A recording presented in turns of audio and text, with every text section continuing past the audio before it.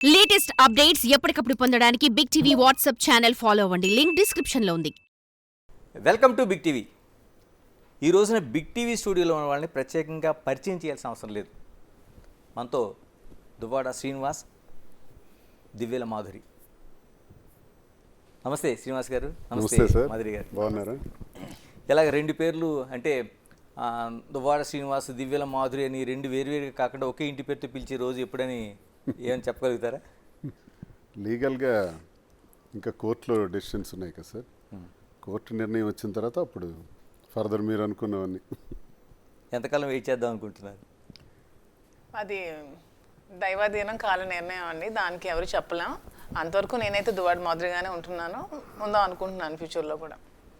Already దివ్యలు అనేది side చేసి Duvvada Madhuri, right. First ముందుగా అంటే ఆయన పాలిటిక్స్లోన ఒక హీరో. సాధారణంగాని ఆయన ఉండే విమర్శలు కావచ్చు, లేకపోతే ఆయన ప్రతిపక్షాన్ని ఎదుర్కొనే తీరు కావచ్చు, చాలామందికి విలన్ కూడా ఆయన. అలాంటి ఆయన్ని హీరోగా పెట్టి ఒక సినిమా తీయబోతున్నారు. ఏంటి ఫస్ట్ ఆ సినిమా కోసం చెప్పండి ఫస్ట్, ఎందుకంటే ఇవన్నిటికంటే ముందు మీరే మాధురి గారి ముందు చెప్పాలి, ముందు మీ హీరో కాబట్టి. సినిమా అంటే ఏం కాదండి, ఆల్రెడీ వాలంటీర్ అని ఒక మూవీ తీసాము. సార్ని మేజర్ రోల్గా పెట్టి ఒక మూవీ తీయడం జరిగింది. ఈ గత కొద్ది రోజులుగా జరుగుతున్న ఈ పరిణామాలకి మా స్టోరీ నచ్చి కొంతమంది డైరెక్టర్స్ మమ్మల్ని అప్రోచ్ అవుతున్నారు. మీ మూవీనే అంటే సార్ బయోపిక్ని స్టోరీగా మూవీ తీద్దామని వస్తున్నారు.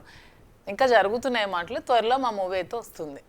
అంటే శ్రీనివాస్ గారి బయోపికా లేకపోతే మాధురి గారితో కలిపి ఉన్న బయోపికా? శ్రీనివాస్ గారి బయోపిక్ అంటే మాధురి లేకుండా ఉండదు కదా, మాధురితో ఉన్న బయోపిక్. ఓకే, అంటే ఎంతవరకు వచ్చినాయండి? అంటే అదేంటంటేనండి, ఆ స్టోరీలో 3 డైమెన్షన్స్.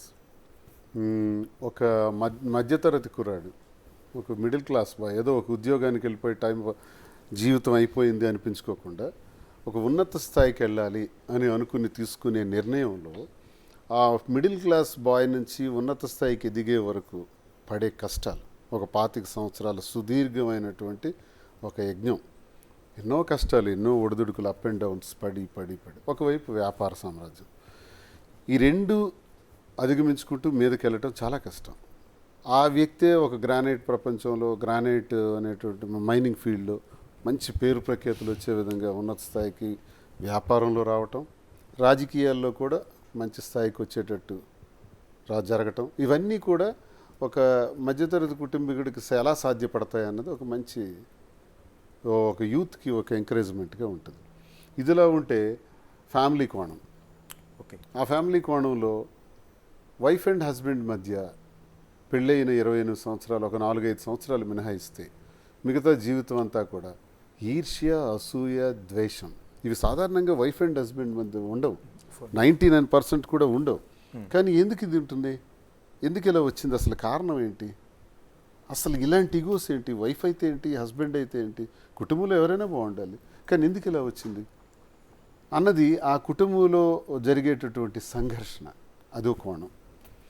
మూడో డైమెన్షన్ ఏంటంటే ఇవన్నీ జరుగుతున్నటువంటి సందర్భంలో మాధురి కోణం. ఓకే, అసలు ఇదేంటి, జీవితంలో ఇలా జరుగుతాయా? అసలు మాధురికి దువ్వాడ శ్రీనివాస్కి సంబంధం ఏంటి? ఈ సంబంధం ఒకవేళ ఉండేటప్పుడు ఎలా దీన్ని కంక్లూడ్ చేయటం, పబ్లిక్కి, ప్రజలకి కన్విన్స్ చేయాలి, ఫ్యామిలీ కోణాన్ని కన్విన్స్ చేయాలి, ఒక మిడిల్ క్లాస్ బాయ్ కోణాన్ని కన్విన్స్ చేయాలి, అలాగే ఈ ట్రాక్ని కూడా కన్విన్స్ చేయాలి. కన్విన్స్ చేస్తూ కంక్లూడ్ చేయాలని ఈ స్టోరీ తయారు చేయడం జరుగుతుంది. సో ఏ రకంగా వస్తుందన్న చూద్దాం.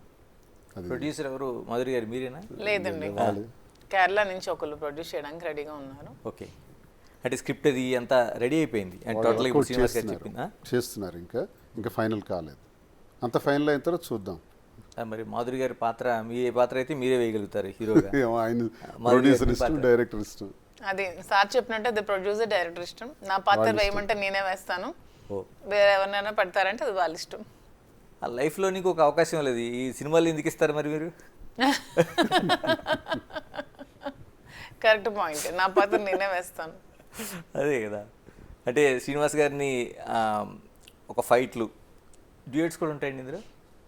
డ్యూయట్స్ అది మరి మీరు ఆయనకి నేర్పించాలి తప్పించి మీకు ఎలాగా మీకేం చెప్పాల్సిన అవసరం లేదు కదా. నేను అందులో జీరో డాన్సెస్. ఏం చాలామంది హీరోలు హీరోయిన్స్ డాన్స్ చేస్తుంటే చేతులు కట్టుకుని నిల్చుంటారు, అది కూడా ఇప్పుడు అది కూడా ట్రెండే, ఫ్యాషన్. ఎలా మరి ఆ ప్రొడ్యూసర్ డైరెక్టర్ ఏ రకంగా డిజైన్ చేస్తారో చూడండి, వారి ఇష్టం. శ్రీనివాస్ గారు, మీ సినిమాది అంటే ఒరిజినల్ కథలోంచి అంటే డైరెక్టర్ని ఎవరైనా చూస్తున్నారా, ఇంకా ఎవరైనా వచ్చే? వాళ్ళే చూసుకుంటున్నారు సార్, వాళ్ళే టీం రెడీ అవుతున్నారు వాళ్ళల్లోనే. అంతా యూత్ బ్యాచ్, ఓకే, పెద్ద ప్రామినెంట్ డైరెక్టర్స్ పేరున్న వాళ్ళు కాదు, యూత్ వింగ్స్ వాళ్ళంతా ట్రై చేస్తున్నారు. అంటే వాలంటీర్ అనేది వేరే మీరు తీశారు కదా ఒక సినిమా. వాలంటీర్ అనేది కంప్లీట్ గా పొలిటికల్ మూవీ. పొలిటికల్ అంటే జగన్మోహన్ రెడ్డి గారు ప్రవేశపెట్టిన పథకాలను చూపించాలని వాలంటీర్ మూవీ అని ఒక మూవీ తీసి అది ఎలక్షన్ జగన్మోహన్ రెడ్డి గారు ఏ కాన్సెప్ట్తో రాజకీయాల్లోకి రావడం జరిగింది, వచ్చిన తర్వాత ఆయన పరిపాలన ఎలా ఉంది, మళ్ళీ ఆయన్ని ఎందుకు ఎన్నుకోవాలి, మళ్ళీ ఆయన్నే ముఖ్యమంత్రిగా ఎందుకు చేయాలన్న కాన్సెప్ట్తో వాలంటీర్ తీసాం. అందులో నేను క్యారెక్టర్ చేశాను. అది కొంచెం రిలీజ్ చేయడానికి ఇబ్బందులు అయ్యాయి, పొలిటికల్గా సెన్సార్ ఇవన్నీ ఇబ్బంది వచ్చింది. యూట్యూబ్ ఛానల్స్లో ఓటీటీ ప్లాట్ఫామ్లో రిలీజ్ చేశాం. ఇప్పుడు మీ రియల్ లైఫ్ స్టోరీ ఒకటి ఉంది, అంటే మీరు యూత్ లీడర్ దగ్గర నుంచి ఇప్పుడు మాధురి గారి వరకు జర్నీ, పేరు ఏమైనా పెట్టారండి సినిమాకి ఏమన్నా? లేదండి, వాళ్ళు ఒక 4 టైటిల్స్ అనుకున్నారు. 2024 లవ్ స్టోరీ 2024 అని ఒకటి, దువ్వాడ శ్రీను మనసు దోచిన మాధురి అనేది ఏదో ఒక టైటిల్ రెడీ చేశారు. ఓ దువ్వాడ శ్రీను మనసు దోచుకున్న మాధురి, అదొకటి. ఇంకేదో ఒకటి చేశారు, ఆకాశంలో 7 రంగులు. ఓకే, అంటే ఇంద్రధనుస్ లాగా ఏ నడుస్తున్నాయి, ఏది ఫైనల్ చేస్తారు. మీకు అంటే ముందుగా many happy returns of the day. ఎందుకంటే మీ లైఫ్లో ఏం పుట్టినరోజులు ఎన్ని చేసుకున్నారో తెలియదు, కానీ మాధురి గారు చేసిన పుట్టినరోజు మాత్రం మీకు లైఫ్ లాంగ్ గుర్తుండిపోయే పుట్టినరోజు అనుకుంటా. చాలా బాగా చేశారు, ఐ ఫెల్ట్ వెరీ హ్యాపీ. ఈర్ష్య అసూయల మధ్య జరిగే ఇన్నాళ్ల పుట్టినరోజుల వేడుకల కన్నా ఈరోజు జరుపుకున్నవి, ఈ మధ్య నవంబర్ 4 జరుపుకున్నవి సంతోషంగా అనిపించింది నాకు. అందుకని మీకు ఒక కష్టమైన ప్రశ్న అడిగాం అనుకుంటున్నాను. మాధురి గారి పుట్టినరోజు ఎప్పుడు, ఎంత గ్రాండ్గా చేయాలనుకుంటున్నారు? డిసెంబర్ 12. ఓ, నేను ముందుగా ప్రిపేర్ చేశారా లేకపోతే గుర్తుపెట్టుకున్నారా? మీరే కదా ఇప్పుడు అడిగారు, అసలు క్వశ్చన్ అడుగుతారని కూడా మాకు తెలియదు కదా, మీరు అడిగిన క్వశ్చన్ కదా. అంటే ఇప్పుడే నెక్స్ట్ మంత్. ఓకే, నాది నవంబర్, తంది డిసెంబర్. అంటే ఆ రోజున మేము ఆ యూట్యూబ్లో అప్లోడ్ చేసినవన్నీ చూసాం. చాలా గ్రాండ్ గిఫ్ట్ మీకు. అంటే ఆవిడ ఇచ్చిన బహుమతితో పాటు ఆ చుట్టూ అరేంజ్ చేయడం కావచ్చు, మిగతా వాళ్ళందరినీ పిలవడం కావచ్చు, మిమ్మల్ని వెల్కమ్ చెప్పడం కావచ్చు. మరి మీరు ఎలా ప్రిపేర్ అవుతున్నారు? నేను నా పేరు చెప్పి తనే అన్ని ప్రిపేర్ చేస్తాను సార్, నేను అలా నిల్చుంటాను.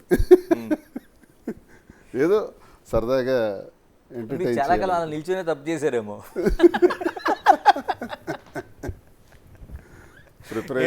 మీరే చెప్పాలి. అంటే మేబీ అయ్యుండొచ్చు, కానీ అతనికి సర్ప్రైజెస్ అని అలాంటివన్నీ అలవాట్లేదు ముందు నుంచి. నేను కూడా ఏం ఎక్స్పెక్ట్ చేయట్లేదు.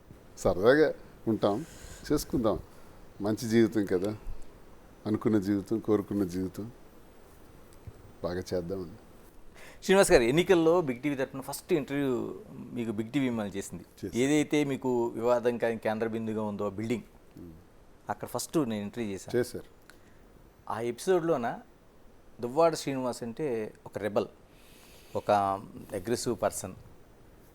దాన్ని మారుతూ ఈ రోజున హ్యాపీ లైఫ్గా ఉన్నది. అంటే అడ్డంకులు అనేవి లైఫ్లో ఎవరికైనా వస్తుంటాయి. ఒక హ్యాపీ మూమెంట్లో ఒక పుట్టినరోజు, నేను అనుకోవడం మీ జీవితంలో ఈ కార్యకర్తలందరూ రావడం, ఏదో నామకే వస్తే ఒక కేక్ కట్ చేయడం, దండ వేయడం, అన్నీ ఓకే. ఒక ఫ్యామిలీ అట్మాస్ఫియర్లో జరిగిందాన్ని, ఆ లైఫ్ చేంజెస్ అనేవి చూస్తే ఏమనిపిస్తుంది మీకు? ప్రేమతో పుట్టినరోజులు ఎప్పుడు జరగల నాకు, మీరు అన్నట్టు అంతే. నవంబర్ 4 ఆ ముందు రోజు నుంచే కార్యక్రమాలు స్టార్ట్ అవుతాయి. అంటే క్యాడర్ చేస్తారు, ఓకే, కార్యకర్తలు వస్తారు, స్టేజ్ డయాస్ వేస్తారు, మ్యూజిక్లు పెడతారు, డ్యాన్సులు పెడతారు, ప్రజలు వస్తారు పోతారు. కొన్ని వేల మంది ప్రజలు ఆ రోజు రావటం అన్నది నాకు ఆనవాయితీ. వచ్చి కలిసి కనీసం 10,000 మంది వస్తారు ఎవ్రీ బర్త్డేకి, ఎంటైర్ కాన్స్టిట్యున్సీ నుంచి చుట్టాల మంది. వైడ్ పబ్లిసిటీ, ఇదంతా పార్టీ పరంగా జరుగుతుంది, రాజకీయంగా జరుగుతుంది, కార్యకర్తలు లీడర్స్ ద్వారా జరిగేవే నేను చూశాను ఇంతవరకు. కానీ ఇంట్లో ప్రేమతో జరగడం అన్నది నేను ఎప్పుడు అబ్జర్వ్ చేయలేదు. మా ఇంట్లో ఎప్పుడు ఘర్షణ పరిస్థితే సార్, ఈ ఈగోస్ మధ్య నడుస్తుంటుంది వ్యవహారం.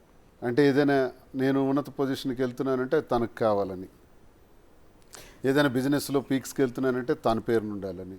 ఇలాంటి స్వార్థం ఎలా ఉండాలంటే భార్యాభర్తలు ఎవరైతే ఏంటి, తనైతే ఏంటి, నేనైతే ఏంటి, కుటుంబం అది అంతా ఒక కుటుంబం. ఆ భావన ఎప్పుడూ లేదు, లేకపోవటం వల్ల ఈ పరిస్థితి వచ్చింది. ఎందుకు శ్రీనివాస్ గారు అంటే ప్రతి వైవాహిక జీవితం కూడా మనం ఏదో డిస్టర్బ్ అవుతామని ఎక్కడ స్టార్ట్ అవ్వదు. అది హ్యాపీ మూమెంట్తో వెళ్ళాలని ఒక లైఫ్ ఎవరిదైనా స్టార్ట్ అవుద్ది. ఎవరిదైనా భగవంతుడి క్రియేషన్లో, భగవంతుడి సృష్టిలో ఈ వైవాహిక జీవితం అన్నది, ఆ జీవితాంతం ఒక భార్యాభర్త, ఒక ఆడమగ కలిసి ఉండడం అన్నది, పిల్లలు అన్నది, చుట్టాలు, బంధువులు, స్నేహితులు, ఆ పిల్లల అభివృద్ధి అనేది, ఇది ఒక విచిత్రమైన ఒక గొప్ప సంస్కృతి భారతదేశంలో. ఈ సంస్కృతి అజరామరం. ప్రపంచంలో ఇంకెక్కడైనా సరే మనకు ఉదాహరణ తీసుకోవాల్సిందే ఆ భార్యాభర్తల బంధాన్ని. అక్కడక్కడ ఇలాంటివి కూడా జరుగుతున్నాయి. ఎందుకని అంటే శ్రీనివాస్ గారు నిత్యం ప్రజా జీవితంలో ఉండే వ్యక్తి, అలాంటి వ్యక్తికి ఒక అసూయ, ద్వేషం ఫ్యామిలీ లైఫ్లో రావడం ఏంటి? అంటే బయట లైఫ్ వదిలేండి. అదే విచిత్రం. ఏంటంటే 2003లో రాజశేఖర రెడ్డి గారు పెద్ద పాదయాత్ర చేయటం, ఆ పాదయాత్రను నేను చాలా యాక్టివ్గా చేయించాను మా జిల్లాలో. చేసేటప్పుడు రాజశేఖర రెడ్డి గారు నా వర్క్ స్టైల్ని ఇదంతా నచ్చి, నువ్వు హరిశ్చంద్రపురంలో ఎమ్మెల్యే పోటీ చేయన్నారు. ఓకే సార్ అన్నాను, రెడీ అయ్యాను. కానీ అక్కడికి 1 వీక్ 10 డేస్ తర్వాత వాణి వాళ్ళ ఫాదర్ వెళ్ళి ఆ టికెట్ మాకు ఇవ్వాలి, లేకపోతే ఇండిపెండెంట్గా వేస్తామన్నారు. అప్పుడు రాజశేఖర రెడ్డి గారు నాకు బ్లాంక్ బీఫామ్ ఇచ్చేశారు. నీ ఇష్టం, నీ ఇంట్లో డిస్కషన్ జరుగుతుంది, నేనేమీ చెప్పను, నువ్వు ఎవరి పేరు రాసుకుంటావో నీ ఇష్టం, ఎలక్షన్ గురించి అయితే నీతోనే మాట్లాడతాను అని నాకు బ్లాంక్ బీఫామ్ ఇచ్చారు. అప్పుడు నేనే డి వాణి అని రాసేసి ఆమెకి ఇచ్చేసాను. అడిగారు కదా. అది 2004 సంవత్సరం, ఇది 2024 సంవత్సరం. 20 సంవత్సరాల వరకు ఇది కొనసాగుతూనే ఉంది. ఎన్నిసార్లు నేను పోటీ చేసేటప్పుడు అడ్డంగా రావటం, అడ్డు తగలటం, ఇబ్బందులు ఇంట్లో నుంచే స్టార్ట్ అయ్యాయి సార్. ఇంటే గెలిచి రచ్చ గెలాలంటారు. రచ్చ నేను గెలిచానని అనుకుంటాను. ప్రజాభిమానాన్ని పొందగలిగాను, ప్రజలు, క్యాడరు, పార్టీ, నాయకులు అన్నీ పొందాను. ఇంట్లో మాత్రం ఫెయిల్ అయ్యాను. ఆ ఫెయిల్యూరే నాకు బాగా మనస్తాపానికి గురిచేసింది. ఆఖరికి నా జీవితంలో నేను ఎప్పుడు వైఎస్ఆర్ కుటుంబంతోనే ట్రావెల్ చేసే చరిత్ర నాది. సరే రాజకీయాలుగా వచ్చిన ఒడిదుడుకులు బట్టి మధ్యలో నేను ఒక ఎమ్మెల్సీ ఎన్నికలో గొర్రెల హరిబాబు నాయుడు గారు అని ఆయనకి నేను సపోర్ట్ చేయడం వల్ల ధర్మాన ప్రసాద్ గారు నా మీద గ్రడ్జ్ పెట్టుకుని నన్ను సస్పెండ్ చేయించడం జరిగింది కాంగ్రెస్లో ఉండేటప్పుడు. ఫస్ట్ నేను కాంగ్రెస్ పార్టీ వర్కర్ని. సస్పెండ్ చేసిన తర్వాత అప్పుడు గతిలేక చిరంజీవి గారు పిలుపు మేరకు పీఆర్పీలో వెళ్ళి పీఆర్పీలో ఒకసారి పోటీ చేశాను. తర్వాత ఆయన కాంగ్రెస్లో కలిపేస్తున్నారు పార్టీ. అది అలా పోయింది, వదిలేండి. తర్వాత జగన్మోహన్ రెడ్డి గారు, తర్వాత ఉద్యమాలు కొన్నాళ్ళున్నాను. పెద్ద ఉద్యమాలు ఇంచుమించు 35 గ్రామాలకి లీడర్గా east coast thermal power plant కాకరాపల్లిలో పెడితే దానికి వ్యతిరేకంగా పెద్ద యుద్ధమే చేసాం. ఫైరింగ్ జరిగాయి, కాల్పులు జరిగాయి, అందులో 3 చనిపోయారు. నా మీద కూడా ఫైరింగ్ ఆర్డర్స్ ఇచ్చేశారు. నేను ఆ జైల్లో ఉన్నాను. ఆ ఉద్యమంలోనే కేసులు చాలా పెట్టేసినారు నా మీద. ఇవన్నీ అనుభవించి వచ్చినటువంటి జీవితం. ఇన్ని చేసిన తర్వాత ప్రజాభిమానాన్ని కూడగట్టుకుని మరి వాణి టికెట్ అడిగినప్పుడు 2024లో నాకు టికెట్ ఇస్తారా లేదా అని అధిష్టానం దగ్గర మళ్ళీ ఒత్తిడి తెచ్చారు. అప్పుడు సరే నేనే 100 మెట్లు కిందకి దిగి వాణికి టికెట్ ఇవ్వండి అని నేను అధిష్టానానికి చెప్పడం జరిగింది. ఆమెకు టికెట్ ఇచ్చారు, కానీ నిలబెట్టుకోలేకపోయింది. ఎందుకు?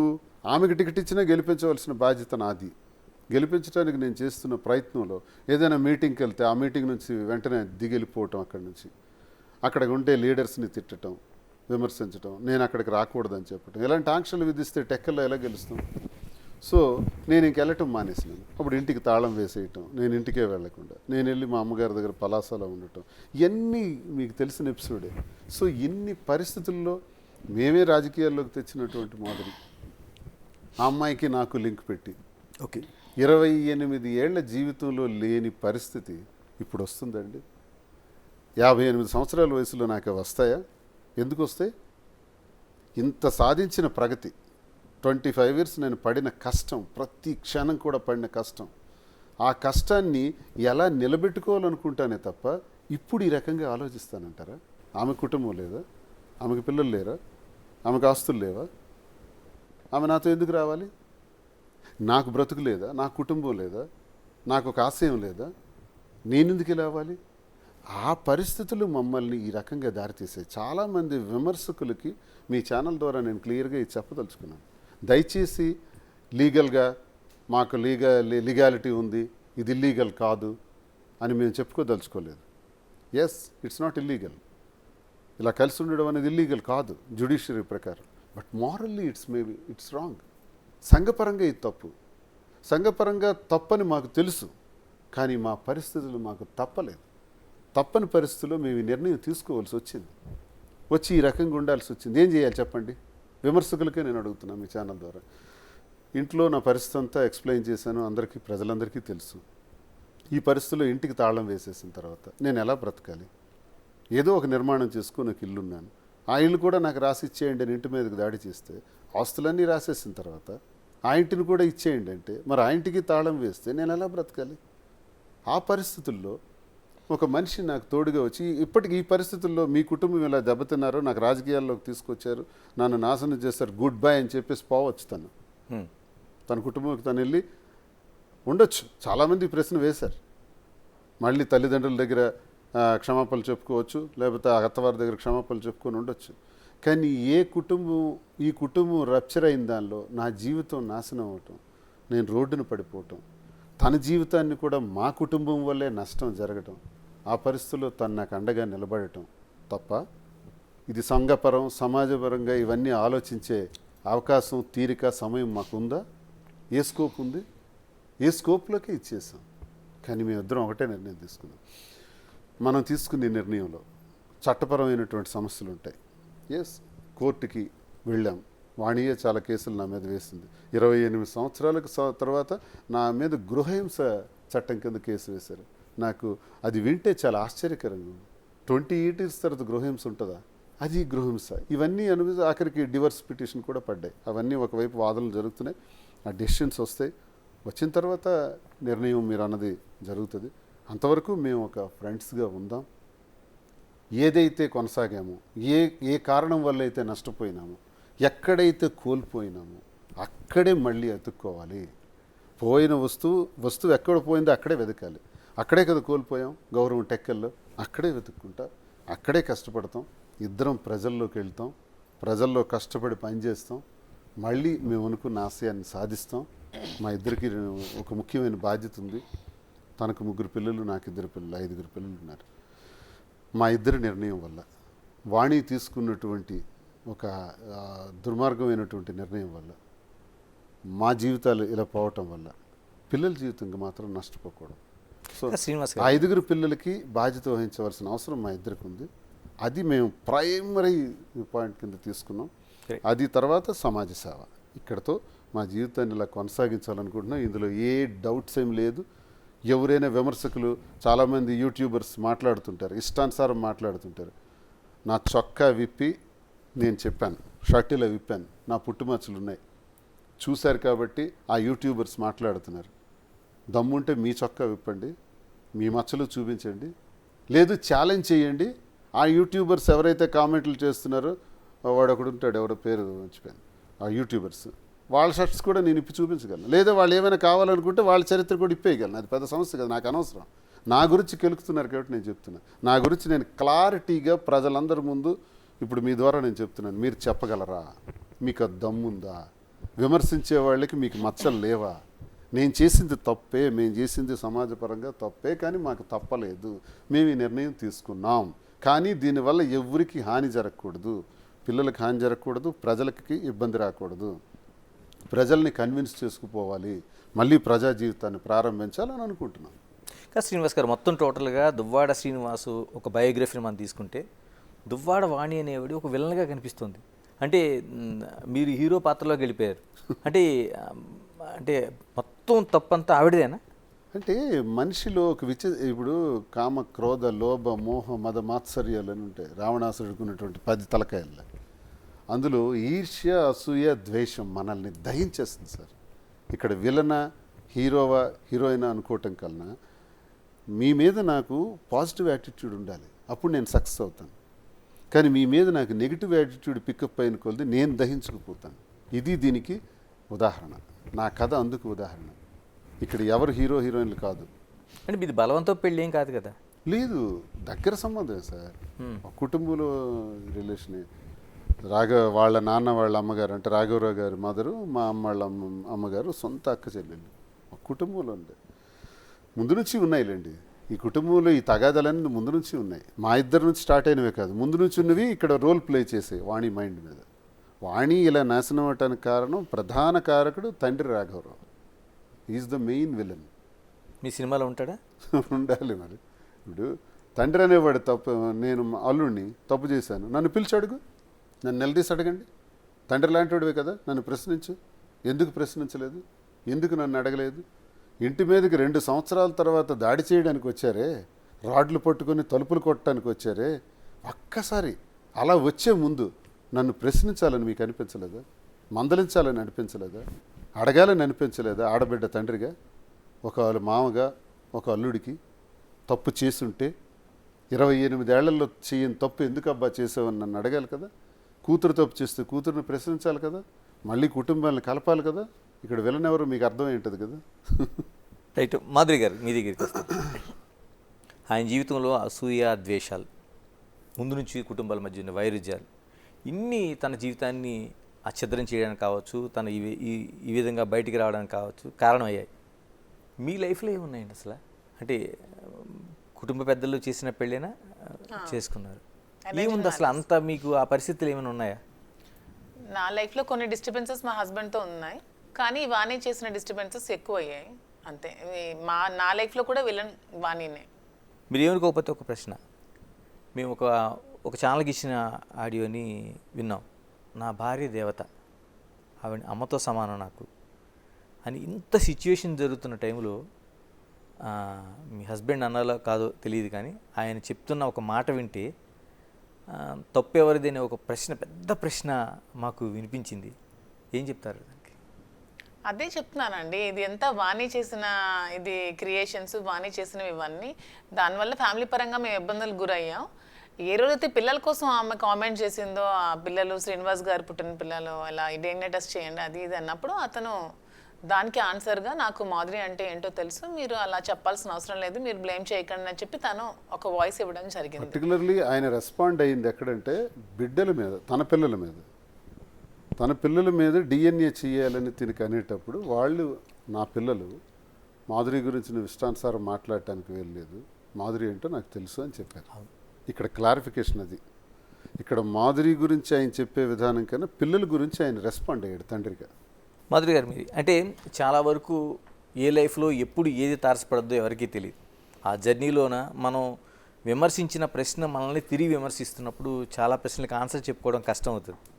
ఆయనేమో ఒక పొలిటికల్ లీడరు, పొద్దున్న లేస్తే తొడగొట్టి సవాల్ చేసే టైపు, పోనీ లవర్ బాయ్ లాగా వెళ్ళే ఇది కూడా కాదు, పోనీ అందరినీ అమ్మాయిల్ని చూస్తూ ఆయన అలా ఉండే టైప్ కూడా కాదు. ఎలా లవ్ చేశారండి అసలు?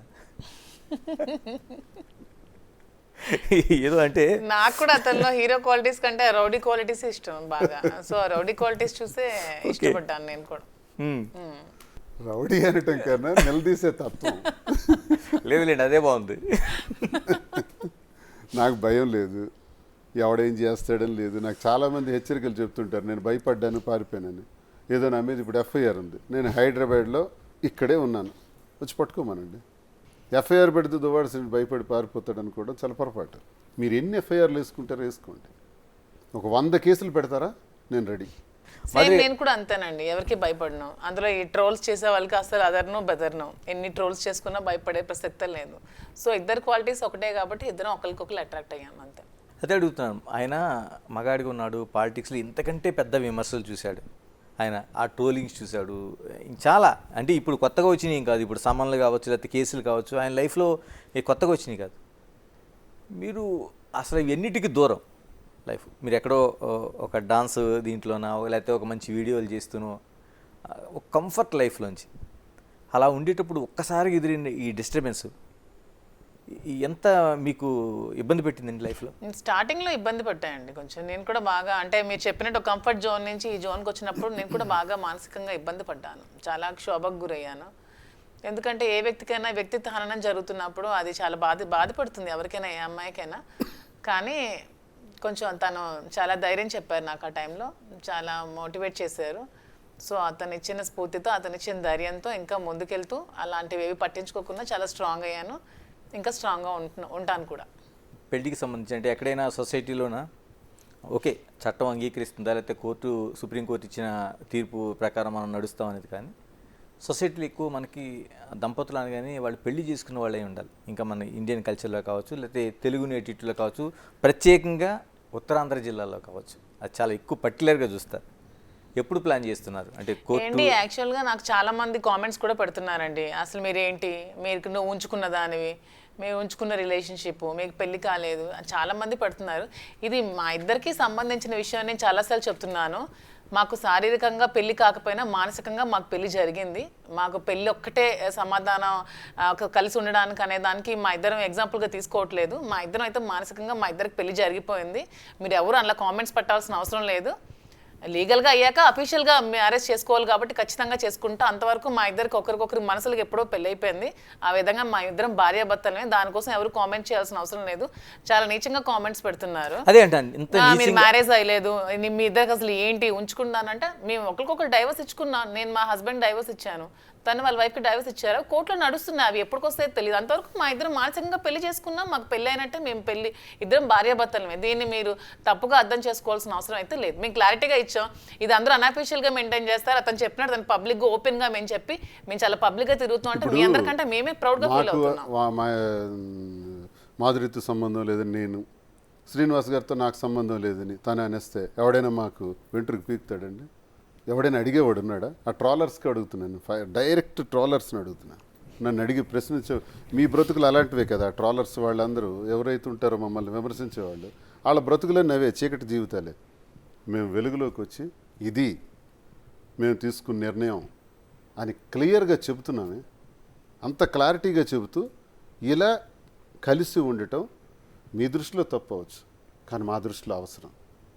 మా దృష్టిలో మేము చేస్తుంది మంచి. మేము ప్రజల కొరకే చేస్తున్నాం, ప్రజల కోసం ఈ జీవితాన్ని అంకితం చేసాం, ప్రజల కోసం పనిచేస్తాం. ఈ నిర్ణయం తీసుకొని మేము చేసాం. మేమేదో వ్యాపారాలు చేసుకోవటానికో, డబ్బులు సంపాదించుకొని బ్రతకటానికో, లేకపోతే ఇంకెక్కడో ఏదో హాయిగా ఎంజాయ్ చేయటానికి కాదు. నిన్నగాక మొన్న మీరు చూశారు, తన మీద చేసిన ట్రోల్స్ మీద తాను వెళ్ళి పోలీస్ స్టేషన్కి వెళ్ళి కంప్లైంట్ ఇచ్చారు. ఇప్పుడు అపోజిషన్లో ఉన్న మాకు చాలా తీవ్రమైన ఒత్తిళ్ళు ఉన్నాయి. మాకు ఇబ్బంది పెట్టాలని చూస్తున్నారు, అరెస్ట్ చేయాలని చూస్తున్నారు, స్టేషన్ టు స్టేషన్ తిప్పాలని చూస్తున్నారు.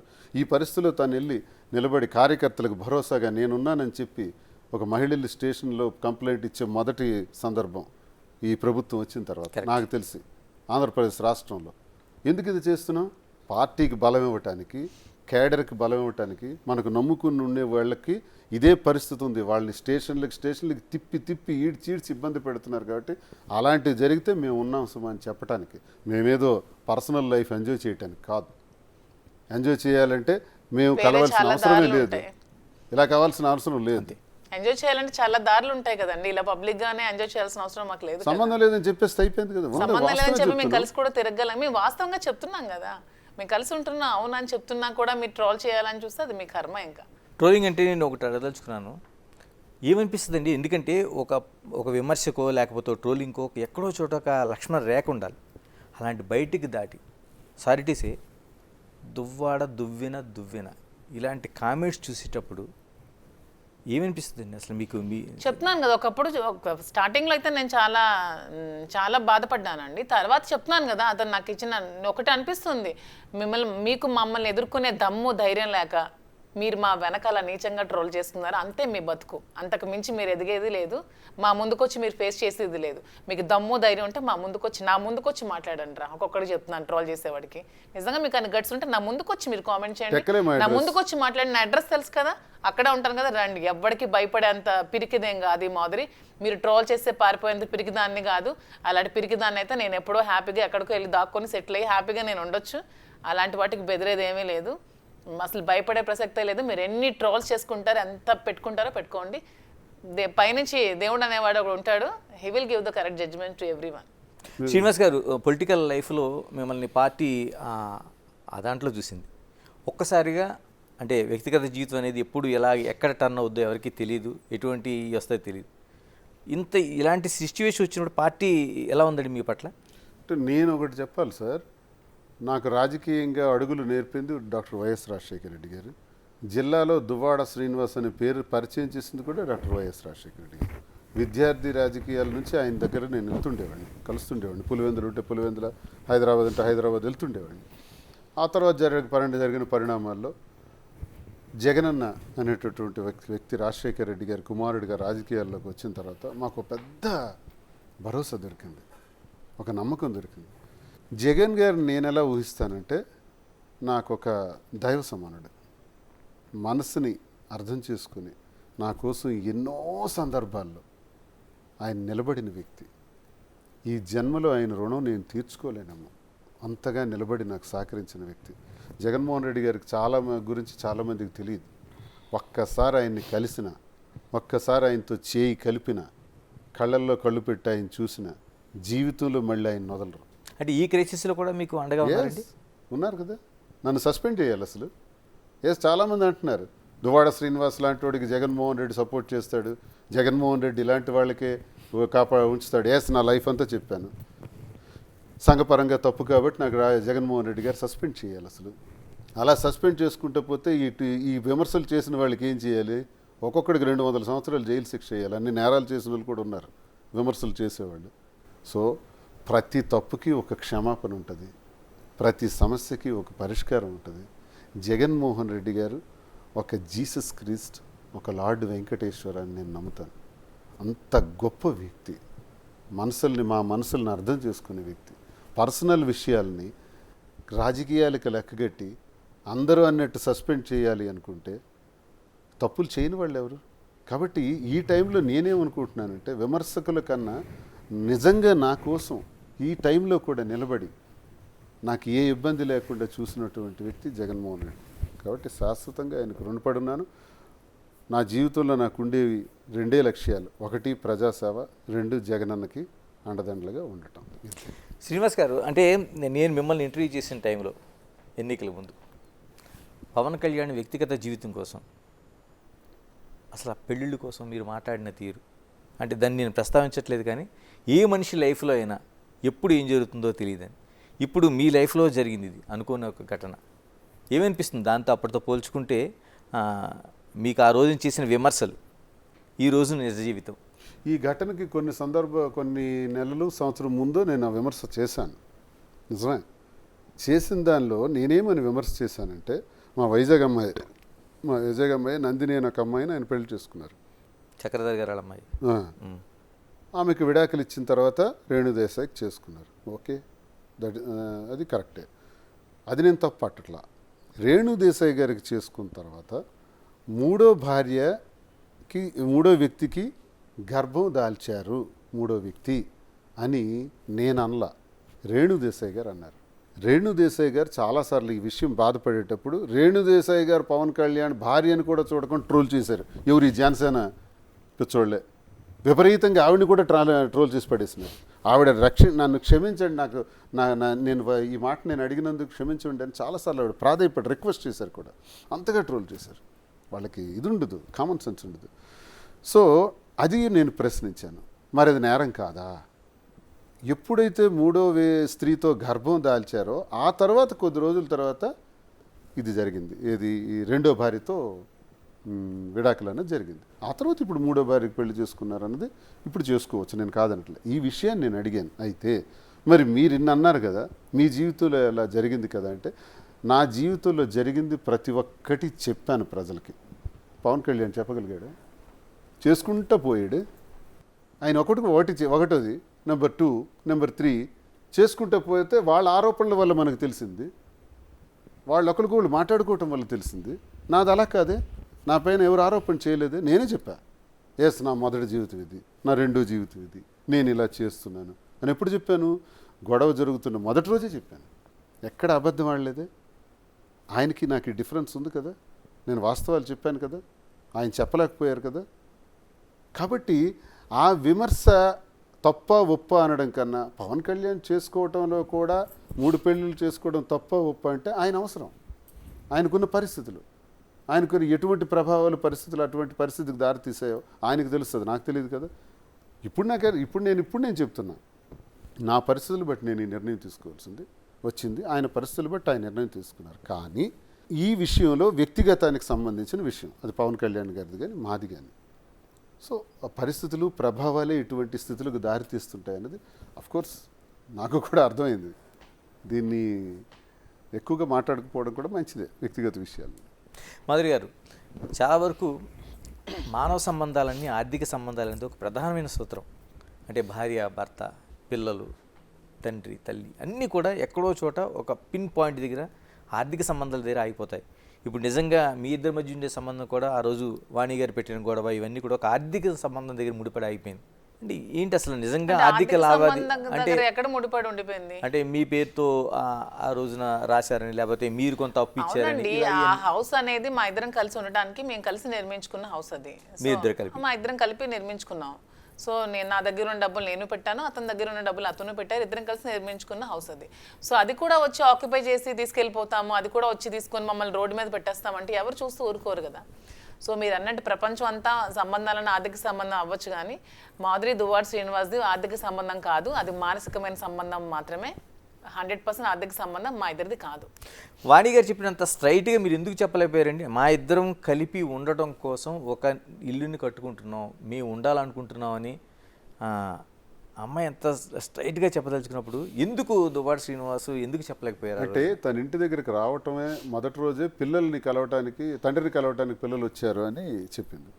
పిల్లలు కలవటానికి అలా రావటం ఏంటి? మీడియా ఎందుకు పిల్లలు కలవటానికి?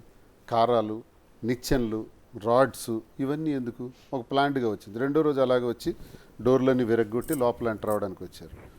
మూడో రోజు, నాలుగో రోజు టెక్కల్లో నువ్వు ఉండకూడదు, ఇంకెక్కడికైనా పోవాలి, ఎమ్మెల్సీగా ఉండకూడదు, రాజీనామా చేయాలి, లేనిపోని మాటలంటూ ఆడిన అర్థం పర్థం లేని మాట్లాడారు. లాస్ట్గా ఆమె ఏం చెప్పారంటే, ఇంటిలోకి నేను ఎలాగైనా వస్తాను అని చెప్పారు. అప్పుడు ఇంటి సందర్భం వచ్చింది. ఈ ఇల్లు నాకు కావాలి అన్నది. ఇల్లు నీకు కావాలి అనుకునేటప్పుడు ఇల్లు నాది కాదు ఇది అంటే. నేను ఇంకోటి చెప్పాను, ఎప్పటికైనా నా తరం తర్వాత నేను అయిపోయిన తర్వాత పిల్లలకు వస్తుంది, ఎక్కడికి వెళ్ళిపోతుంది. కానీ మీరు అది అంతవరకు ఆగలేదే, ఆగకుండా ఇల్లు కూడా నాకు ఇచ్చేయాలి అనేటప్పుడు ఆ ఇల్లు కట్టడంలో తన భాగస్వామ్యం కూడా ఉంది కాబట్టి నేను ఆ ఇల్లు ఎలా ఇవ్వాలి?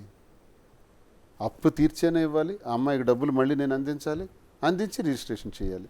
అలాంటి పరిస్థితుల్లో నేను రిజిస్ట్రేషన్ చేయలేను కాబట్టి ఉన్న ఆస్తులన్నీ చేసేస్తాను, ఇది ఒక్కటి మాత్రం నేను ఇవ్వలేను అని నేను చెప్పాను. వినలేదు, దానికోసమే గొడవ పెట్టారు. గొడవ పెట్టేటప్పుడు మరి ఇంకెందుకు, అప్పుడు డబ్బులు ఇచ్చే పరిస్థితి అదే లేదు కాబట్టి వెంటనే ట్రాన్స్ఫర్ చేసేసాను, మాధురి పేరున ట్రాన్స్ఫర్ చేశాను. ఇది జరిగిన కథ. ఇప్పుడు అది నేను ఇవ్వకపోతే ఆమె పేరున మరి ఆ డబ్బులైనా ఇవ్వాలి కదా, లేదా వాణి అయినా ఇచ్చే డబ్బులు తీసుకోవాలి. తను చెప్పారు, నాకు 2 కోట్ల వరకు నేను ఇచ్చాను, శ్రీనివాస్ గారు తిరిగి ఇవ్వాలనే ఉద్దేశంతో నేను ఇవ్వలేదు, వాణి అయినా సరే నాకు డబ్బులు ఇచ్చి తీసుకోవచ్చు అని చెప్పారు. మరి ఎందుకు ఆ పని చేయలేదు ఆమె? మరి అప్పు ఎలా తీరుస్తాం ఆమెది? కాబట్టి ఇల్లు రాశాను. ఇలాగ జనాల నుంచి, పబ్లిక్ నుంచి, అంటే ఆ రోజున మొదట జరిగిన ఘటన దగ్గర నుంచి ఇప్పటివరకు చూసుకుంటే పబ్లిక్ యాక్సెప్టెన్సీ మీకు ఎలా ఉంది? అంటే ఆ రోజు నిజంగానే చాలా వరకు ఒక ఆశ్చర్యకరమైన విషయంగా చూశారు. అంటే శ్రీనివాస్ గారు ఏంటి, మాధురి గారు అనే ఒక ఆవిడతో సంబంధం ఏంటి అనేది ఒక పెద్ద చర్చ అన్నది. రాను ఏమనిపిస్తుంది మీకు? అంటే పెద్ద చర్చ నుంచి రాను జనాలు నిజాలు తెలుసుకోవడం స్టార్ట్ చేశారు. సో వాళ్ళు కూడా యాక్సెప్టెన్సీ ఉంది, మమ్మల్ని ఎక్కడికైనా చాలా ప్రేమతో ఆదరిస్తున్నారు. అసలు వాళ్ళ ఇంటి ఆడపిల్ల నన్ను చూసుకుంటున్నారు. నాకు కొన్ని దగ్గర నాకు కళ్ళు చెమర్చే సిచ్యువేషన్స్ కూడా నాకు ఎదురయ్యాయి. ఒకరోజు ఒక బ్యూటీ పార్లర్కి వెళ్తే ఫారెన్ నుంచి ఒక ఆవిడ వచ్చారు. అంటే ఆవిడ వైజాగ్ ఆవిడ, అక్కడ అడ్వకేట్ తను. నా కోసం ఒక 2 hours వెయిట్ చేసింది నన్ను కలవడానికి. వెయిట్ చేసి వాళ్ళ ఇంటికి తీసుకెళ్ళి నన్ను ఒక ఆడపిల్లలా ట్రీట్ చేసి పంపించి చీర బొట్టు అన్నీ పెట్టి పంపించడం జరిగింది. ప్రతి ఒక్కరు కూడా వాళ్ళ ఇంటి ఆడపిల్లలా నన్ను ఆదరిస్తున్నారు. అవన్నీ చూస్తే నాకు చాలా హ్యాపీగా అనిపిస్తుంది. వాటితో పోల్చుకుంటే ఈ ట్రోల్స్ అనేవి నాకు 0 అనిపిస్తుంది. వాళ్ళ ప్రేమ ముందు ఇలాంటివన్నీ నా బ్యాక్ సైడ్ ట్రోల్ చేసే వాళ్ళకి అవన్నీ ఒక 0 అనిపిస్తుంది నాకు. వీళ్ళ ప్రేమను చూస్తుంటే పబ్లిక్ యాక్సెప్టెన్స్ చాలా బాగుందండి. మా ఇద్దరిని చూస్తే వాళ్ళ కళలో ఒక యాంగ్జైటీ, ఎక్సైట్మెంట్, హ్యాపీనెస్ కనిపిస్తున్నాయి. ఎక్కడికి వెళ్ళా మమ్మల్ని కలవడానికి ఎక్కడెక్కడి నుంచి మా ఇంటికి వస్తున్నారు. మొన్న ఇక్కడ వైజాగ్ అరకు దగ్గర నుంచి వాళ్ళు ట్రైబల్స్, అసలు వాళ్ళకి ఏం తెలిసిందో కూడా తెలియదు, మమ్మల్ని కలవడానికి పాపం రూమ్ ఛార్జెస్ కూడా లేక బస్సులో అలా తిరిగి నైట్ అంతా బస్సులోనే ఇచ్చాపురం వరకు ట్రావెల్ చేసి మళ్ళీ బ్యాక్ వచ్చి మార్నింగ్ మా ఇంటి దగ్గర దిగి మమ్మల్ని కలిసి వెళ్ళడం జరిగింది. అవన్నీ చూస్తే మాకు చాలా హ్యాపీగా ఎంతగా ఉంటే మేము హైవేలో వెళ్తుంటే కార్ నెంబర్ చూసి వెనక నుంచి కార్ నెంబర్ చూసి ఓవర్టేక్ చేసి వచ్చి పరిగెడుతున్నారు, మమ్మల్ని కార్ ఆపమంటున్నారు, ఫోటో తీసుకుంటా అంటున్నారు. కార్ నెంబర్ వాళ్ళకి ఎలా తెలుసు అంటే ఎంతగా ఇది వెళ్ళిందో చూడండి గ్రౌండ్ లెవెల్కి. నేను ఇద్దరిని ఒకటే అడగదలుచుకున్నాను, ఎందుకంటే అంత సొసైటీలో అంత యాక్సెప్టెన్స్ ఎందుకు వచ్చింది? ఎందుకంటే మా వైపు నిజం ఉంది, నిజాయితీ ఉంది. సో అందుకనే వాళ్ళు అంటే accept మీ చేస్తారు. ఇద్దరి వైపు నుంచి నిజం ఉందా? అనేది ఎప్పటికైనా గెలుస్తుంది అనే దానికి మేమే ఎగ్జాంపుల్. నిజం గెలిచింది కాబట్టి వాళ్ళందరూ మమ్మల్ని యాక్సెప్ట్ చేశారు, మమ్మల్ని అలా ప్రేమగా చూసుకుంటున్నారు. మాలో నిజాయితీ లేకపోతే అలా చేసి ఉండేవాళ్ళు కాదు. సో మాలో నిజాయితీ ఉంది కాబట్టి ప్రజలు కూడా మమ్మల్ని యాక్సెప్ట్ చేశారు, అంతే విధంగా ఆదరిస్తున్నారు. సో వాళ్ళందరికీ మేము టెక్కలి కూడా నియోజకవర్గం ప్రజలకు ఎప్పుడో ఎప్పుడో తెలుసు తెలుసు. మా ఈ నియోజకవర్గ రెండు రాష్ట్రాలకి ప్రజలందరికీ ఇప్పుడు తెలుస్తుంది. ఇది బయట మీకు తెలియటం లేట్ కానీ మా స్థానిక ప్రజలందరికీ తెలుసు. ఓకే. వాళ్ళు ఇది పట్టించుకోరు. ఇది మాకు ఎప్పుడో తెలిసిన గొడవే కదా అంటారు. అండ్ ఆంధ్రయే కాదు, తెలంగాణ నుంచి అయితే ఇంకా ఆదరిస్తున్నారు. తెలంగాణ ప్రజలు అయితే అసలు ఎంత మంది నాకు ఇటువైపు ఎక్కువ. కాల్స్ చేసి మాట్లాడి నన్ను కలుస్తున్నారంటే హైదరాబాద్ నుంచి. అంటే ఇంటర్నల్ గా అందరూ ఇలాగే సఫర్ అవుతున్నారేమో. మేబీ అయి ఉండొచ్చు. నాకైతే చాలా హ్యాపీగా ఉంది. లేదు, నాకు అది ఇంతమంది కనపడుతుంది. అభిమానాలను పొందినందుకు. చాలా మంది కాన్స్టెంట్ గారు ఇంతమంది నుంచి నాకు యాక్సెప్టెన్స్ చాలా మంది అన్నారు, బ్రదర్ మీరు బాగా క్లారిటీ ఇచ్చేసి సెట్ అయిపోయారు, మరి మా పరిస్థితి ఏంటి అని అంటారు. అంటే అలా కాదు బ్రదర్, నా కష్టాలు నావి, మీరు అలా అనుకుంటే ఎలా అని నేను చాలామందితో సరదాగా మాట్లాడుకుంటుంటాను అనమాట. సార్ ఇది అందరి ఇళ్లలో ఉన్నవే సార్. చాలామంది భార్యాభర్తల మధ్య అవగాహన లేక ఇబ్బంది పడుతున్నటువంటి మగవాళ్ళు ఉన్నారు, భర్తలు వాళ్ళు ఇబ్బందులు పడుతున్న భార్యలు కూడా ఉన్నారు. ఇది అందరికీ సంబంధించినటువంటి విషయం. మేమేమి స్వర్గం నుంచి రాలేదు కదా, సమాజం నుంచే వచ్చాం కదా. సమాజంలో అందరూ అనుభవిస్తున్న సమస్యలే మావి మేము బయటికి చెప్పాం, అందరూ చెప్పట్లేకపోతున్నారు, అంతే తేడా. ఏం చెప్తారు మీరు ఇప్పుడు? నిజంగానే మీ ఇద్దరిది చాలా మంది చెప్పుకోలేకపోతున్నారు, కొందరు ఇలాగ ధైర్యంగా వచ్చి బయట వాళ్ళు ఉంటారు. ఏం చెప్పదలుచుకుంటారు మీ ప్రాక్టికల్ ఎక్స్పీరియన్స్ నుంచి? సార్ నేనేంటంటే భార్యాభర్తలైన తర్వాత ఒక వివాహం చేసుకున్న తర్వాత ఎన్ని ఇబ్బందులు వచ్చినా ఆఖరి వరకు మనస్పర్ధలు లేకుండా, ఈగోస్ లేకుండా, ఈర్ష్య అసూయ ద్వేషాలు లేకుండా కలిసి ఉండడం ధర్మం సార్. అది మన ధర్మం, అది మన సిద్ధాంతం చెప్తుంది. ఇలా జరగకూడదు ఎవరికి కూడా. ఇది కరెక్ట్ అని నేను దీనికి సపోర్ట్గా ఎవరైనా నా దగ్గరికి ఇదే పరిస్థితుల్లో వస్తే మీరు కలిసి ఉండండి అని చెప్తా. పరిస్థితులు, ప్రభావాలు, దాన్ని ఎదుర్కొనే శక్తి కూడా ఉండాలి. చాలా కష్టంతో కూడుకున్నవి ఇవన్నీ. ఒక మహిళగా తను సమాజంలో ఎదుర్కోవాల్సిన పరిస్థితులు, ఒక మంచి గౌరవం ఉన్నటువంటి స్థాయిలో ఉండి నేను ఎదుర్కోవాల్సిన, ఒక ఎమ్మెల్సీ ఇలా చేస్తాడా, వాడు ఎమ్మెల్సీ అయినా, ఈ ప్రజాప్రతినిధిని అని చాలా దుర్మార్గంగా మాట్లాడే వాళ్ళు ఉంటారు. నా కష్టాలు నాకు తెలుస్తాయి, వాళ్ళకేం తెలుస్తాయి. కాబట్టి ఇలా జరగకూడదని నేను అంటాను. కానీ మాకు తప్పని పరిస్థితుల్లో మేము చేసాం. అందరూ కూడా సంతోషంగా ఉండాలని కోరుకుంటాం. వివాహ జీవితం ఎలా అనుకుంటూ పోతే మరి వైవాహిక జీవితం ఎందుకు? సో ఇబ్బందులు ఉన్నాయి. భార్యాభర్తలు ఒక దగ్గర మాట్లాడుకోవాలి, 4 walls మధ్య మాట్లాడుకోవాలి, సెటిల్ చేసుకోవాలి. భార్యాభర్తల మధ్య ఈగోస్ ఉండకూడదు. ఇవే ప్రధాన కారణం. భార్యాభర్తల మధ్య కొన్ని దగ్గరలో నేను అనుకుంటున్నాను పెద్దవాళ్ళు కూడా ఇన్వాల్వ్మెంట్ నాశనం చేస్తుంది. ఓకే. అబ్బాయి తరఫునవని అమ్మాయి తరఫునవని వాళ్ళని విడిచిపెట్టాలి. ప్రతిదానికి వీళ్ళు ఇన్వాల్వ్ అయిపోయి వీళ్ళకి రాంగ్ డైరెక్షన్స్ ఇచ్చేయటం వల్ల ఈ భార్యాభర్తల సంబంధాలు కూడా దెబ్బతింటున్నాయి చాలా వరకు. ఇది కూడా నేను అబ్జర్వ్ చేస్తున్నాను చాలా వరకు. మా నాన్న చెప్పాడు కాబట్టి నువ్వు ఈ రకంగా చెయ్యాలని భార్య అంటుంది భర్తతో. మా నాన్న చెప్పాడు కాబట్టి నువ్వు ఈ పని చేయటానికి వీలు లేదు అంటుంది. మీ నాన్న ఎవరు? మా అమ్మ చెప్పింది కాబట్టి నువ్వు ఇలాగే ఉండాలి, నువ్వు ఇలా ఉండకూడదు అని అంటాడు భర్త. మీ అమ్మ ఎవరు?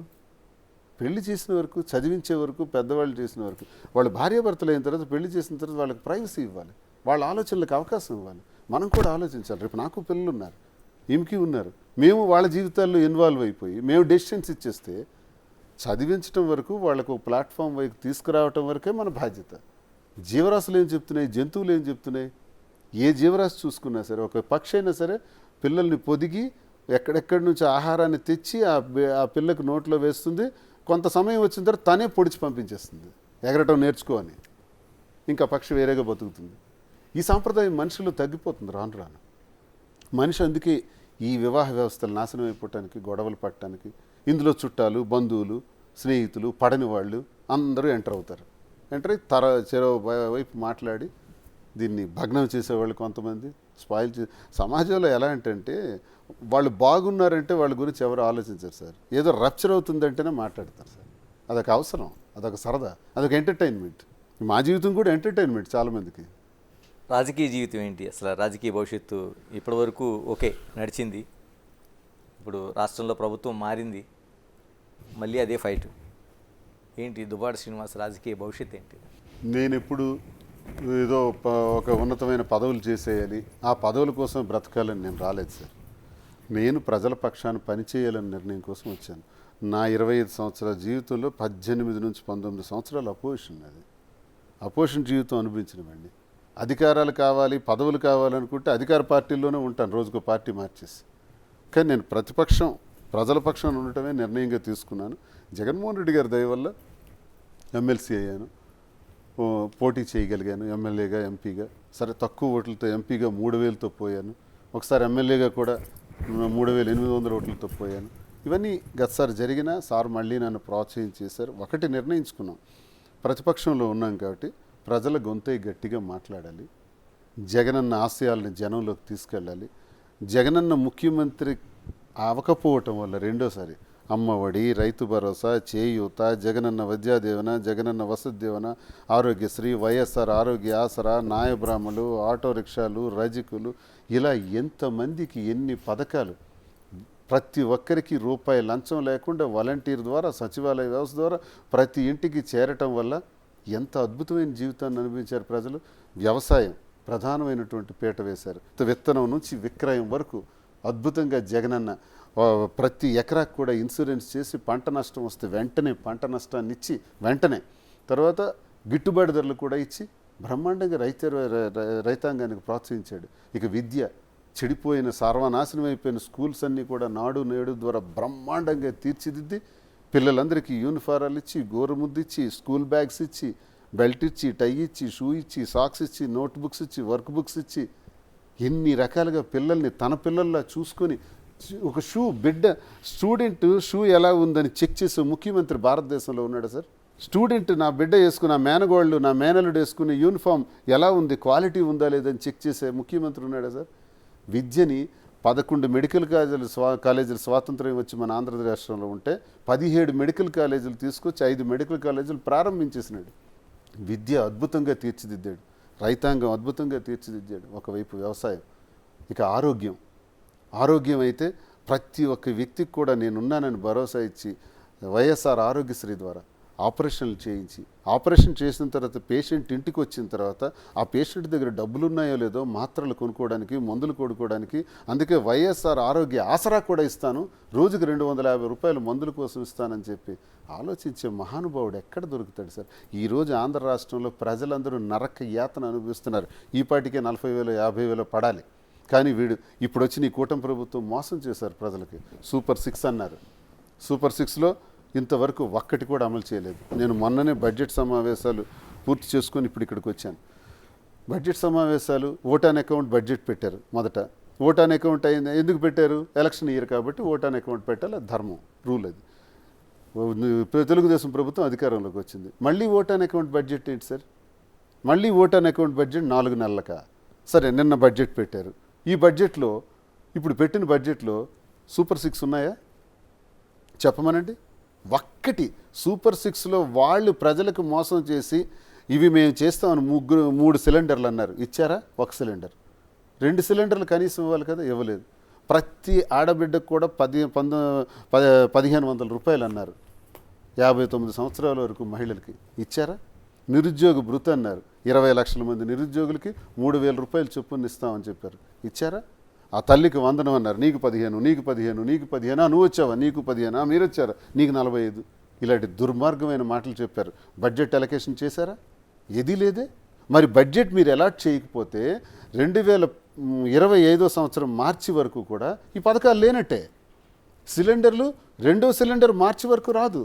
మీరు 3 ఇస్తామన్నారు కదా, కనీసం 2 ఇవ్వండి, మార్చి వరకు రాదు. ఇవన్నీ హుష్కాకి పెద్ద మోసం చేశారు. కాబట్టి ఈ బడ్జెట్ని పెట్టకుండా, ఫుల్ బడ్జెట్ పెట్టకుండా ఓట్ ఆన్ అకౌంట్ బడ్జెట్ పెట్టారు. ఎన్నికలకు ముందు చంద్రబాబు నాయుడు ఏమన్నాడు? 15 లక్షల కోట్లు జగన్మోహన్ రెడ్డి అప్పు చేశాడు అన్నారు. ఆ తర్వాత 14 లక్షల కోట్లు అన్నారు. ఇవాళ ప్రభుత్వం అధికారంలోకి వచ్చిన తర్వాత ఓట్ ఆన్ అకౌంట్ బడ్జెట్ పెట్టిన రోజు గవర్నర్ గారి చేత తప్పుడు మాటలు చెప్పించారు, 10 లక్షల కోట్లు ఈ రాష్ట్రానికి అప్పు ఉందని. కానీ ఈ రాష్ట్రం విడిపోయిన తర్వాత ఉన్న అప్పు, అలాగే చంద్రబాబు నాయుడు 14 నుంచి 19 వరకు చేసిన అప్పు, 19 నుంచి 24 వరకు జగన్మోహన్ రెడ్డి గారు చేసిన అప్పు మొత్తం కలిపి 6,42,000 కోట్లు. నేను చెప్పలా, ఈ బడ్జెట్ బుక్స్లో, ఫుల్ బడ్జెట్ బుక్స్లో చంద్రబాబు నాయుడే చెప్పారు. చంద్రబాబు నాయుడు చెప్పిన ఫిగరే నేను చెప్తున్నా. మరి 6,42,000 కోట్లు అప్పు చూపించిన మీరు బయట 15 లక్షల కోట్లు జగన్మోహన్ రెడ్డి అప్పు చేశాడని ఎందుకు చెప్పారు? గవర్నర్ గారి చేత 10 లక్షల కోట్లని ఎందుకు చదివించారు? నేరం కాదా? ఇవన్నీ కప్పిపుచ్చుకోవటానికే. ఫుల్ బడ్జెట్ పెడితే ఈ వాస్తవాలు తెలుస్తాయి కాబట్టి పెట్టలేకపోయినారు. ఇది ఈ పరిస్థితి, ఈ ప్రభుత్వం దుస్థితి. వీళ్ళేమీ చేయలేరు. ప్రజలకు మోసం చేసి తప్పుడు వాగ్దానాలు చేసి అధికారంలోకి వచ్చారు. మా బలమంతా ఏంటంటే ట్రాన్స్పరెన్సీ. మా ప్రభుత్వంలో రూపాయి లంచం లేదు. ఏ లబ్ధిదారుడు కూడా ₹1 లంచం ప్రభుత్వ పథకం కోసం తీసుకోలేదు. లంచాలు మళ్ళీ ప్రారంభమైనాయి. సచివాలయ వ్యవస్థ పోయింది, వాలంటీర్ వ్యవస్థ పోయింది. వాలంటీర్ వ్యవస్థ గురించి మాట్లాడంటే అది వ్యవస్థలో భాగం కాదు అంటాడు ఈ ప్రభుత్వంలో. అసలు కౌన్సిల్లో కూడా అంటారు వ్యవస్థలో భాగం కానప్పుడు మరి మీరెందుకు ₹10,000 జీతం ఇస్తామని ప్రకటించారు? మరి వాలంటీర్లు మేము తీసుకుంటామని మీరెందుకు చెప్పారు? అంత మోసం చేసి ఈరోజు వచ్చి మళ్ళీ ప్రజలు ఎంఆర్ఓ ఆఫీసులు, ఎంపీడీఓ ఆఫీసుల చుట్టూ ఎండనక వాననక పడిగాపులు కాసి లంచాలు ఇచ్చుకునే దౌర్భాగ్య స్థితి మళ్ళీ వచ్చేసింది. అది జగనన్న లేని లోపం. జనం గుర్తించారు. 27లో ఎన్నికలు జరుగుతాయా, 29లో జరుగుతాయో తెలియదు. ఎన్నికలు జరిగిన మరుక్షణం జగనన్నే అఖండ మెజార్టీతో గెలుస్తాడు. అంతవరకు మేము కష్టపడి పనిచేయటం, అన్న ఆశయాలను జనంలోకి తీసుకెళ్ళటం ఇదే మా ధ్యేయం. ఇలాగే పడగొట్టారు కదండి బ్రీత్లెస్ పొలిటికల్ స్పీచ్తోని, అవునా?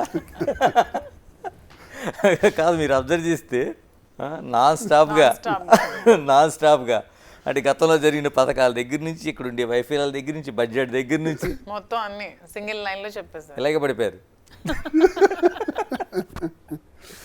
మీరు వచ్చింది దువ్వాడ శ్రీని గారితో ఈ ప్రయాణం జరుగుతుందనో, ఇంత విచ్ఛిన్నం జరుగుతుందనో, లేకపోతే ఇంత వీధిలో సోషల్ మీడియాతో టార్గెట్ అవుతారనో రాలేదు. పాలిటిక్స్ కోసం వచ్చారు. మీ పొలిటికల్ లైఫ్ ఏంటి? నేను కూడా అంతేనండి. ఇప్పుడు సార్ చెప్పినట్టు జగన్మోహన్ రెడ్డి గారి అభిమానంతోనే పాలిటిక్స్లో పనిచేద్దామని వచ్చాను. సో అదే అభిమానంతో ఇప్పుడు పనిచేస్తూనే ఉంటాను అంతే. ఇవి ట్రోల్స్ జరిగాయని, ఎవరో ఏదో అన్నారని వెనక్కి తీసుకునేది లేదు. ఏ ఉద్దేశంతో వచ్చానో ఆ ఉద్దేశంతోనే నా పని చేసుకుంటూ పోతాను. కంప్లీట్గా నన్ను నమ్ముకున్న ప్రజలు మా దగ్గరికి చాలామంది వస్తూ ఉంటారు. వాళ్ళకి సపోర్ట్గా ఉంటేనే ఫైట్ చేసి మళ్ళీ మా ప్రభుత్వం ఖచ్చితంగా వస్తుంది అని మేము ఆశిస్తున్నాం అంతే. పోటీ చేస్తారా? పోటీ శ్రీనివాస్ గారు ఎప్పటికీ పోటీ చేయాలి. టెక్కల్లో శ్రీనివాస్ గారికి మేము సపోర్ట్ చేయాలి. పోటీ చేసే ఆలోచనలు అలాంటివి ఏమీ లేవు. వాణి ఒక్కరోజు అలా అనుకుని ఉంటే, శ్రీనే ఎమ్మెల్యే అవ్వాలని అనుకుంటే నేను గెలిచి ఉండేవాడిని. 4,000 కదా తేడా, 3,000 కదా తేడా. ఇంట్లోనే పోరు. ఎప్పుడు కూడా ఆమె వల్ల అతను ఓడిపోయాడు. ఇప్పుడు ఈ అమ్మాయి ఏమంటుంది? శ్రీనివాస్ ఎమ్మెల్యే కావాలి అంటుంది. ఎవరవుతారో తలరాత అదృష్టం. అది వేరే పార్టీ ఇస్తానంటే శ్రీనివాస్ గారిని మించిన నాయకు టెక్కల్లో ఎవరు లేరండి. ఇవన్నీ ఒత్తి వెనుకున్నాడు కదా శ్రీనివాస్ గారు. ఇంకా రాజకీయాల్లో ఇంకా జస్ట్ నేను ఏబిసిడీలు నేర్చుకుంటున్నాను. అతను ఆల్రెడీ రాజకీయాల్లో అన్నీ నేర్చుకుని లాస్ట్ స్టేజ్లో ఉన్నారు. అతనే అర్హులు. మేము అతని వెనక ఇంకా నేర్చుకోవాల్సింది ఉంది. మేము పోటీ చేసే టైం ఇంకా చాలా ఉంది. ఇంకా రాజకీయ భవిష్యత్తు ఇంకా 30sలో ఉన్నాను. ఇంకా చాలా టైం ఉంది. ఇంకా శ్రీనివాస్ గారి దగ్గర మేము చాలా నేర్చుకోవాలి. రాజకీయంగా నేర్చుకొని మేము ఎదగాలి. ఖచ్చితంగా ఒక 20 years తర్వాత ఖచ్చితంగా అప్పుడు పోటీ చేస్తాను. అంతవరకు మా శ్రీనివాస్ గారు ఎప్పుడు క్యాండిడేట్ ఎక్కల్లో శ్రీనివాస్ గారు మాత్రమే. ఈసారి ఖచ్చితంగా శ్రీనివాస్ గారు గెలుస్తారు కూడా. ఎలా అంటే మిగతా ప్రజల యాక్సెప్టెన్సీ కావచ్చు, లేకపోతే మీడియా యాక్సెప్టెన్సీ కావచ్చు, ఇవన్నీ సొసైటీ వదిలేండి. నియోజకవర్గంలో ప్రజలు కావచ్చు, రాజకీయ నాయకులు కావచ్చు, వీళ్ళ యాక్సెప్టెన్సీ ఎలా ఉండబోతుంది అనుకుంటున్నారు? ఇప్పుడు అచ్చెన్నాయుడు నా మీద పోటీ చేసే ముందు ఏమని చెప్పాడంటే 70,000కి తగ్గకుండా నాకు మెజారిటీ వస్తుంది, రాష్ట్రంలో హైయెస్ట్ మెజారిటీ నాదే కాబోతుంది అన్నాడు ఎన్నికలకు ముందు. ఇప్పుడు ఎంత వచ్చిందో తెలుసా సార్? మా జిల్లాలోనే 56,000, 45,000తో చాలా నియోజకవర్గాల్లో గెలిచాయి కూటమి ప్రభుత్వం నుంచి పోటీ చేసిన వాళ్ళు. బట్ టెక్కల్లో 33,000తో గెలిచాడు అచ్చెన్నాయుడు. నాకు 73,000 ఓట్లు వచ్చాయి. అంటే టెక్కల్లో మరి నిజంగా ఇంత వేవ్లో కూడా ఎందుకు అచ్చెన్నాయుడికి 70,000 దాటి రాలేదు? ఎన్నికలకు ముందు నువ్వు చెప్పిన 70,000 ఏమైంది? ఏం 30,000కి పడిపోయినావు? అంటే ప్రజలు ఎవరి పక్షాన ఉన్నారు? నిజమైన గెలుపు నాది. ఇంత వేవ్లో కూడా నువ్వు 30,000కి పడిపోయావంటే నువ్వు ఓడిపోయినట్టే. ఎవరెవరైతే ఈ రాష్ట్రంలో 20,000, 25,000తో ఓడిపోయారో వాళ్ళందరిది టైట్ ఫైట్ సార్. ఎవరైతే 40,000, 45,000, 50,000తో గెలిచారో వాళ్ళందరూ రియల్గా గెలవాల్సిన వాళ్ళు. వేవ్ నడిచింది మొన్న. అండ్ వేవ్తో పాటు అండి అన్ని నియోజకవర్గాలు వేరు. టెక్కల్లో ఒకే పార్టీలో అంటే ఒక 3 డిఫరెంట్ యాంగిల్స్లో అతనికి దెబ్బతీయాలని చూసే వాళ్ళు చాలా ఎక్కువ మంది ఉన్నారండి. అందులో కూడా పైకి వచ్చే నాయకుడు ఎవరైనా ఉన్నారంటే దువ్వాడ శ్రీనివాస్ గారు మాత్రమే. అతని పార్టీలోనే ఉంటే దెబ్బ కొట్టాలని చూసిన వాళ్ళు చాలా మంది ఉన్నారు, సేమ్ కమ్యూనిటీలో దెబ్బ కొట్టాలని చూసే వాళ్ళు చాలా మంది ఉన్నారు. వెన్ కంపేర్ టు అచ్చెన్నాయుడికి ఏంటంటే అక్కడ సపోర్ట్ వాళ్ళందరూ వాళ్ళ బ్రదర్స్ వాళ్ళు సపోర్ట్ చేస్తూ ఉన్నా ఇక్కడికి యాంటీగా చేసినా సరే నిలబడుతూ నిలదొక్కుంటూ ముందుకు వస్తున్నారంటే అది ఒక్క దువ్వాడ శ్రీనివాస్ గారికి మాత్రమే సాధ్యం. అందుకే చెప్తున్నాం మేమంతా ఎప్పటికీ మా నియోజకవర్గ ప్రజలు కూడా అదే చెప్తారు, తెక్కలకి క్యాండిడేట్ సరైన వాళ్ళు ఎవరంటే అది దువ్వాడ శ్రీనివాస్ గారు మాత్రమే. ప్రజలకు ఎప్పుడు రుణపడి ఉన్నాను అంతే. ఇలా మరి ఇన్ని కేసులు పెడుతున్నారు కదా, కేసులు పెడుతున్నారు, రేపు పొద్దున వాటిలో ఏదైనా శిక్ష పడవచ్చు. మరి ఇలాంటి పరిస్థితులు వస్తే కేసులు వాళ్ళు పెడతారండి, న్యాయస్థానాలు అంటూ ఉంటాయి కదండి, న్యాయం చెప్పేవి న్యాయస్థానాలు ఉంటాయి, న్యాయస్థానాల మీద మాకు గౌరవం ఉంది. కేసులు ఏముంది, ఏ పార్టీలో వాళ్ళు ఉంటే ఏవో తప్పుడు కేసులు బనాయిస్తున్నారు. ఇప్పుడు శ్రీనివాస్ గారి మీద మొన్న కేసులు పెట్టారు, అప్పుడు ఎందుకు శ్రీనివాస్ గారు మాట్లాడాల్సి వచ్చింది? పవన్ కళ్యాణ్ గారు చెప్పు చూపిస్తే కదా శ్రీనివాస్ గారు రియాక్ట్ అయ్యి మాట్లాడారు, శ్రీనివాస్ గారు ఊరికే మాట్లాడలేదు కదా. సో మరి అది తీసుకొచ్చి మీరు ఇప్పుడు 2 years బ్యాక్ తర్వాత మీరు పెడుతున్నారే కేసులు, మరి మీరు మాట్లాడే వాటికి మరి ఎందుకు కేసులు పెట్టట్లేదని మేము అడుగుతున్నాం. కాదు, మీరు సచివాలయంలో ఎంటర్ అయినట్టున్నారు కదా. అదే అంటున్నాను, మా కోసమనే కదా, మా వైసీపీ కార్యకర్తల తరపున నేను అడుగుతున్నానండి. ఇప్పుడు మీరు మీ మీద సోషల్ మీడియాలో ట్రోల్ చేశారని చెప్పి మిమ్మల్ని మీరు రక్షించుకోవడానికి అని చెప్పి మీరు కేసులు పెడుతున్నారు. మరి మా మీద, మా వైసీపీ కార్యకర్తల మీద, మా మీద మీరు చాలా ట్రోల్స్ చేశారు, చాలా సోషల్ మీడియాలో మీరు వ్యక్తిగతంగా చాలా కించపరుస్తూ మాట్లాడారు. మరి వాటికి ఎవరండి కేసులు పడతారని అడుగుతున్నాం మేము. మీరు కేసులు పట్టడానికి రెడీ అయితే మా మీద, మీరు వ్యక్తిత్వ హననం చేసిన వాళ్ళ మీద కూడా కేసులు పట్టండి, అప్పుడు సరిపోతుంది. అందుకే కక్షపూరితమైన రాజకీయాలు చేయకండి అని చెప్తాను. మీరు పెట్టిన దానికి కేసు నమోదు చేశారండి? ఇంతవరకు ఏం నమోదు చేయలేదే అడుగుతున్నాను. మరి ఇంత అమ్మాయిగా, ఆడపిల్లగా ఎంత వేదన అనుభవిస్తూ మీకు ఎవిడెన్సెస్ తో సహా ఇచ్చానే, నన్ను ఎంత ఏడిపిస్తున్నారు, నాకు ఆత్మహత్య ప్రేరేపించే విధంగా ఉన్నాయి. ఇప్పుడు నేను చచ్చిపోతే ఎవరండి రెస్పాన్సిబిలిటీ? అంతా నన్ను ప్రేరేపించే విధంగా ఉన్నాయా? మరి మీరు ఎందుకు యాక్షన్ తీసుకోవట్లేదు? ఎప్పుడో 2 సంవత్సరాల క్రితం అంట పవన్ కళ్యాణ్ మీద దువ్వాడ శ్రీనివాస్ గారు మాట్లాడారని ఎంత కేసు పెట్టి అరెస్టులు అవి అని చెప్పారు. మరి ఇప్పుడే కదా రీసెంట్గా నా మీద ఇంటి మాట్లాడుతున్నారు, నేను ఎవిడెన్స్ సహా ఇచ్చాను, మరి ఎందుకు మాట్లాడట్లేదు? నేననే కాదు, చాలా మంది ఇదే ఫేస్ చేస్తున్నారు మా వైసీపీ కార్యకర్తలు. అందరూ చాలా ధైర్యంగా ఉండమని నేను చెప్పడానికి. మహిళలకి ఏదైనా అన్యాయంగా చేసి ఎవరైనా తప్పుడు విధంగా ప్రచారం చేస్తే వాళ్ళ తాట తీస్తానని కౌన్సిల్లో అనౌన్స్ చేశారు హోమ్ మినిస్టర్. మరి దీనిపై కేసు కట్టి నిబద్ధతను మీరు చూపించండి అని అడుగుతున్నాం మేము. పైగా ఇంకో విషయం, ఇప్పుడు రామ్ గోపాల్ అదే ఆర్జీవి గారు చాలా వ్యాలిడ్ ఒక మాట అన్నారు, నేను చెప్పు చూపించాను. ఎందుకు? పవన్ కళ్యాణ్ ఏమన్నారంటే, మంత్రులకి చెప్పిచ్చి కొడతాను, వైసీపీ నా కొడకల్లారా, నా చెయ్యికి అందిన దూరంలో దొరికితే మీకు కొట్టి పడేస్తాను,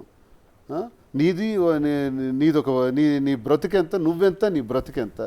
సాక్షాత్ జగన్మోహన్ రెడ్డి గారిని ముఖ్యమంత్రిగా ఆయన ఆడిన మాటలు, జగన్ రెడ్డి అని అంటాం. ఈ మాటలు అనేటప్పుడు జగన్మోహన్ రెడ్డి అనుచరుడిగా, ఆయన మనిషిగా నాకు ఒళ్ళు కాలి బుర్ర వేడెక్కి నేను మాట అన్నాను. ఒక మాట, డిప్యూటీ సీఎం కాదు, నువ్వే కాదు చెప్పు చూపించడం, మాకు ఉన్నాయిరా చెప్పులని తీసి చూపించు. నువ్వంటేనే నేను అన్నా.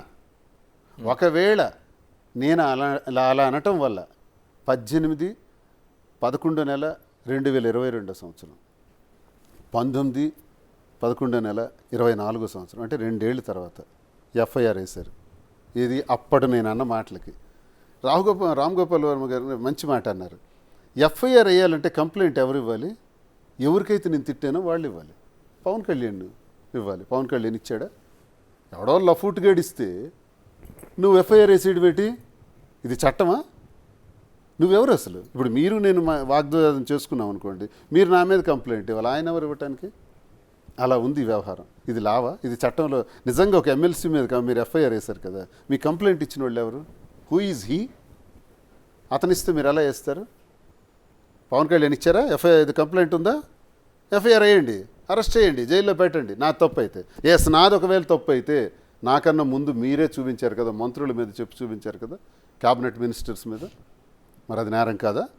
అప్పుడు పవన్ కళ్యాణ్ మీద ఎఫ్ఐఆర్ అయ్యిరా? అంటే ఏంటండి న్యాయం? కాదు శ్రీనివాస్ గారు, ఇదే జగన్మోహన్ రెడ్డి మీద విమర్శిస్తే జగన్మోహన్ రెడ్డి కంప్లైంట్ పెట్టకుండా వేరేగా కంప్లైంట్ నమోదు చేసి నిజంగానే ఆ రోజున కేసులు నమోదైన అరెస్టులు చేశారు. మేము ఎప్పుడు సార్ ఇప్పుడు ఆలోచించినట్టు అచ్చెన్నాయుడు కానీ, లేకపోతే కూటమిలో పవన్ కళ్యాణ్ కానీ, చంద్రబాబు నాయుడు కానీ, మేము ఆ రోజు ఆలోచించుంటే ఒక్కడ కూడా మిగలడు సార్. వీళ్ళకి రోడ్డు ఎక్కనివ్వకుండా చేసేయగలం, కానీ మేము అలా ఆలోచించలేదు. మా నాయకుడు అవి నేర్పలేదు మాకు. మా మైనస్ అది. తగ్గండి, వద్దు, మనం మంచి ప్రభుత్వం ఇవ్వాలి, నిజాయితీ అయిన ప్రభుత్వం ఇవ్వాలి, ప్రజలు మనల్ని ఎన్నుకున్నారు, ప్రజల పక్షాన మనం ఉండాలి, మనం ఇలాంటి పనులు చేయకూడదని మా నాయకుడు మమ్మల్ని ఆపారు. లేకపోతే అచ్చెన్నాయుడు ఉంటాడా? లేకపోతే మా మీద కేసులు పెట్టుకున్న వాళ్ళు వీళ్ళందరూ ఇలాగే. ఒక వ్యక్తి అండి మా దగ్గర అమ్మ వద్దు మద్యం ముద్దు అని ట్రోల్ చేశారు, ఏదో వాట్సాప్లో పెట్టారంట. అమ్మ వద్దు మద్యం ముద్దు అంటే దానికి ఎఫ్ఐఆర్ వేసి చిత్తూరులో ఒకరోజు, ఈస్ట్ గోదావరిలో ఒకరోజు, విశాఖపట్నంలో ఒకరోజు తిప్పి తల్లికి చెప్పకుండా, భార్యకి చెప్పకుండా, పిల్లలకి చెప్పకుండా ఆయన్ని తిప్పుతున్నారండి. వైసీపీకి చెందిన కార్యకర్తలకి చాలామందికి 100కు పైన కేసులు వేశారండి. చంపేశారండి నడు రోడ్డు మీద చాలామందిని. మరి మేమే అలా చేసుంటే, మేమే అలా ఆలోచించుంటే మీరు పోటీకైనా మిగిలి ఉండేవారా? వాళ్ళు దగ్గర పెట్టుకోవాలని నేను హెచ్చరిస్తున్నాను. ప్రభుత్వాలు శాశ్వతం కాదు, అధికారాలు శాశ్వతం కాదు. ఇవాళ మేము ఓడిపోయాం, మళ్ళీ వస్తాం. కానీ ఆలోచించవలసింది ఏంటంటే, ఓడినా గెలిచినా ప్రజల కోసం మనం పోటీ చేసాం. పరిపాలనకు బ్రహ్మాండంగా అందించి ప్రజల ఆశయాలను అమలు చేసే విధానంగా మనం చేయగలిగితే చరిత్రలో మిగిలిపోతాం. అంతేగాని ఇంతవరకు కూటమి ప్రభుత్వం చేసింది ఏంటో చెప్పండి సార్. ఒక్క మాట, పెన్షన్ తప్ప. 3,500 మేము అన్నాం, 4,000 అన్నారు, వాళ్ళు ఇచ్చారు. Okay, next. ఈ 6 నెలల్లో ఏం చేశారు చెప్పండి? కక్షలు, కార్పణ్యాలు, చంపటాలు, కేసులు, లీడర్స్ని బెదిరించడాలు, అదిరించడాలు, ఇదా మీ పని? ఇందుక మీకు ప్రజలు అధికారం ఇచ్చారు? అసలు ఈ నాయకులంతా వెళ్ళి అన్న మేనిఫెస్టో చాలా చప్పగా ఉంది, జనాలకి అట్రాక్ట్ చేసే విధంగా లేదు అన్న అంటే, అబద్ధాలు చెప్పి మేనిఫెస్టోతో వెళ్తే జనాల్ని మోసం చేసే ఆలోచన నాకు లేదు. నా పరిస్థితి బట్టి రాష్ట్రంలో ఉన్న బడ్జెట్ బట్టే నేను మేనిఫెస్టో ఇవ్వగలను, ఆ ప్రకారంగా వెళ్ళగానే జనాల్ని మోసం చేసి కాదని చెప్పిన వ్యక్తి జగన్మోహన్ రెడ్డి గారు. సో అబద్ధపు మేనిఫెస్టోతో వచ్చి జనాల్ని మోసం చేస్తున్నారు కూటమి ప్రభుత్వం. ఇప్పుడు అబద్ధాలు చెప్పి 14 సంవత్సరాలు ముఖ్యమంత్రి, 40 సంవత్సరాలు ఇండస్ట్రీ, అసెంబ్లీలో ఒక స్క్రీన్ మీద ఒకటి వేసి చూస్తే భయం వేస్తుంది. అప్పుడే చూస్తే భయం వేస్తుంది. నువ్వు పిల్లాడువా? ఏంటి నీకు భయం వేస్తుంది? 6,42,000 కోట్లని 14 లక్షల కోట్ల నొప్పని చెప్పి సూపర్ 6 పెట్టేసి ఇప్పుడు చూస్తే భయం వేస్తుంది. ఇది చెప్పడానికే, ఈ సూక్తి ముక్త వాళ్ళు చెప్పడానికే నిన్ను జనం ఎన్నుకున్నది. సో ఈ అబద్ధ మేనిఫెస్టో జగన్మోహన్ రెడ్డి ఇస్తే గెలిచి ఉండేవాడు కాదు. చెప్పలేదు. నీతి, నిజాయితీ, నిబద్ధత ఉన్న వ్యక్తి జగన్మోహన్ రెడ్డి గారు మాత్రమే. సో అందుకే మేమందరం అభిమానించే వ్యక్తి జగన్మోహన్ రెడ్డి గారు. అంతే.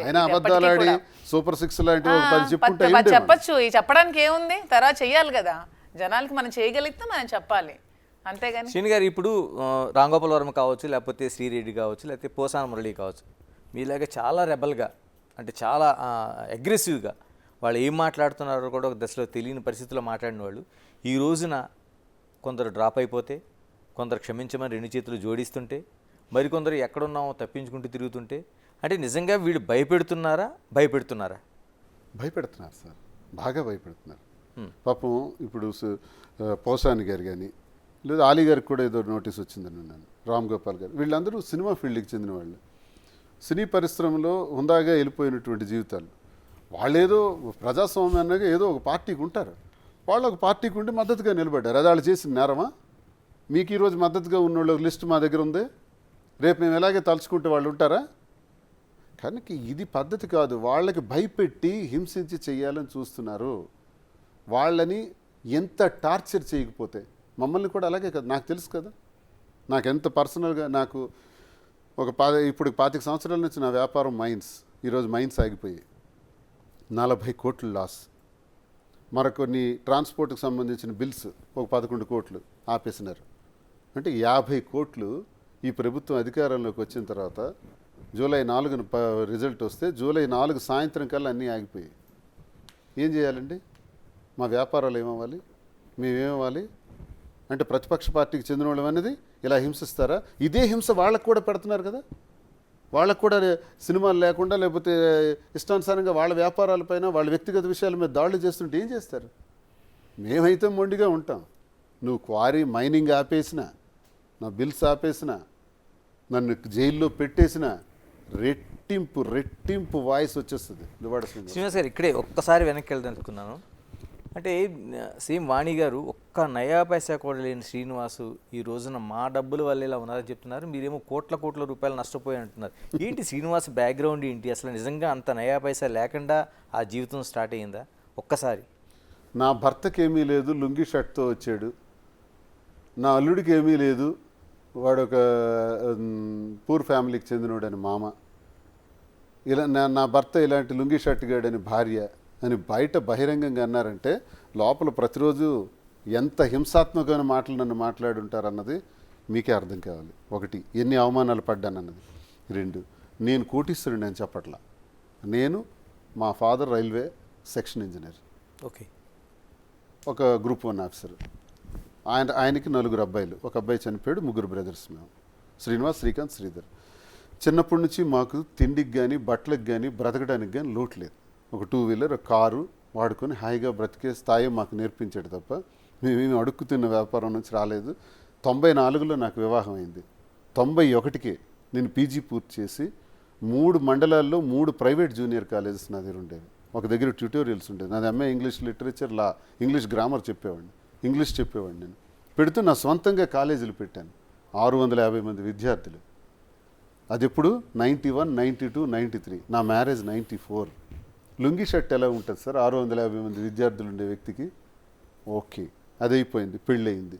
పెళ్ళయిన తర్వాత మైనింగ్స్లోకి ఎంటర్ అయ్యాను. కొన్నాళ్ళు కాలేజీలు నడిపించాను 99 వరకు. 2000లో మైన్స్లోకి ఎంటర్ అయ్యాను. ఎంటర్ అయిన తర్వాత వచ్చిందే తడుగు మొదటి మైనే నాకు వరల్డ్ క్లాస్ మైన్ దొరికింది ఒడిశాలో. ఆ మైన్ 10 ఇయర్స్ నడిపించాను. ఇప్పుడు కూడా బ్లూ మైన్స్, బ్లూ గ్రానైట్స్ నడిపిస్తున్నాను. ఇవన్నీ వ్యాపారాల్లో నేను సాధించినటువంటి ప్రగతి సార్. నా వల్లే, వాణి వల్లే నాకు ఇవన్నీ వచ్చాయి, ఈ రాజకీయ హోదా కూడా వచ్చింది, ఈ బట్టలు కూడా వచ్చాయి అని తను అంటుంటుంది. మరి వాణి వల్లే వస్తే మా ఇంట్లో 25 మంది ఉన్నారు నాలాంటి వాళ్ళే. వాళ్ళ అన్నదమ్ముల పిల్లలు, వాళ్ళ ఇంట్లో అక్క చెల్లెళ్ళు, ఈవెన్ రాఘవరావే, ఆయన ఎమ్మెల్యేవా, ఎంపీవా, మాజీ కృష్ణకుమారి అని ప్రతిసారి ఆవిడ ఇచ్చేస్తుంటారు స్టేట్మెంట్లు. ఒకసారి తెలుసుకో అమ్మా చరిత్ర. ఆయన ఎక్స్ ఎంపీపీలుగా ఇంతమందిని నేను చేశాను నా చేతులతో. ఎమ్మెల్యే కాదు, ఎంపీ కాదు, మంత్రి కాదు. నేను ఈరోజు ఎమ్మెల్సీ వరకైనా వచ్చాను. నా వ్యక్తిగతంగా 25 సంవత్సరాలు కష్టపడి వచ్చాను. నా కోసం ఇన్లాస్ ఉన్నారు, ఆయనకు అల్లుళ్ళు ఉన్నారు, ఆయనకి ఇంకా కూతుర్లు ఉన్నారు, అన్నదమ్ముల కొడుకులు పిల్లలు ఉన్నారు. వీళ్ళందరూ ఎందుకు కాలేకపోయారు? నేనే ఎందుకు అయిపోయాను సార్? ఒకటి ఇచ్చేస్తే రాదు సార్ రాజకీయం, ఆస్తులు, వారసత్వాలు. బెండు తెగిపోద్ది. కష్టమే మనకి ఇక్కడికి తెస్తుంది. రజనీకాంత్ ఒక సినిమాలో అంటాడు, ఊరికే ఏది రాదు, కష్టపడకుండా ఏది రాదు, వచ్చినా నిలబడదు అంటాడు ఆయన. It is fact. ఇతని కష్టంతో తిరిగి వాణి ఫాదర్ వాళ్ళ మిగతా సిస్టర్స్ కి, మిగతా కూతుర్లకి అందరికి పెళ్లిళ్ళు చేయడం, అందరికి లైఫ్ లీడ్ చేయడం, వాళ్ళ ఇల్లు గడపడం అన్ని ఇతని కష్టంతో ఇంకా గడిపారు. అది మా నియోజకవర్గం ప్రజలందరికీ తెలుసండి. ఏదో వాణి వచ్చేదో మాట్లాడేస్తే నమ్మే వాణి మాటకే వద్దాం సార్. నిజంగా నాకు ఇప్పుడు ఏవి లేవే అనుకోండి, లుంగి షర్ట్ గాడినే అనుకోండి, ఇలా అనొచ్చా? ఇలా భర్తను అవమానపరచొచ్చా? అంటే మధ్యతరగతి కుటుంబీకుడు మనిషి కాడా? మేము చచ్చిపోవాలా? Middle class, all middle class చచ్చిపోవాలండి. మాధురి గారు మీది అంటే, నేను శ్రీనివాస్ గారి దగ్గర నుంచి కానీ వాళ్ళ దగ్గర నుంచి 5 పైసలు తీసుకోవాల్సిన అవసరం లేదు, నేను అంత ఆ పరిస్థితుల్లో లేను, నా దగ్గరే డబ్బులు ఉన్నాయని మీరు చాలా సందర్భాల్లో చెప్పారు. మీ బ్యాక్గ్రౌండ్ ఏంటి అసలు? ఏంటి నా డబ్బులు తీసుకోవాలి, వాళ్ళ ఆస్తులు వీళ్ళ ఆస్తులు సంబంధం లేదండి. మా ఫాదర్ రియల్ ఎస్టేట్. మా father in law senior advocate, lawyer, తను డిస్ట్రిక్ట్కే ఫస్ట్ లాయరు.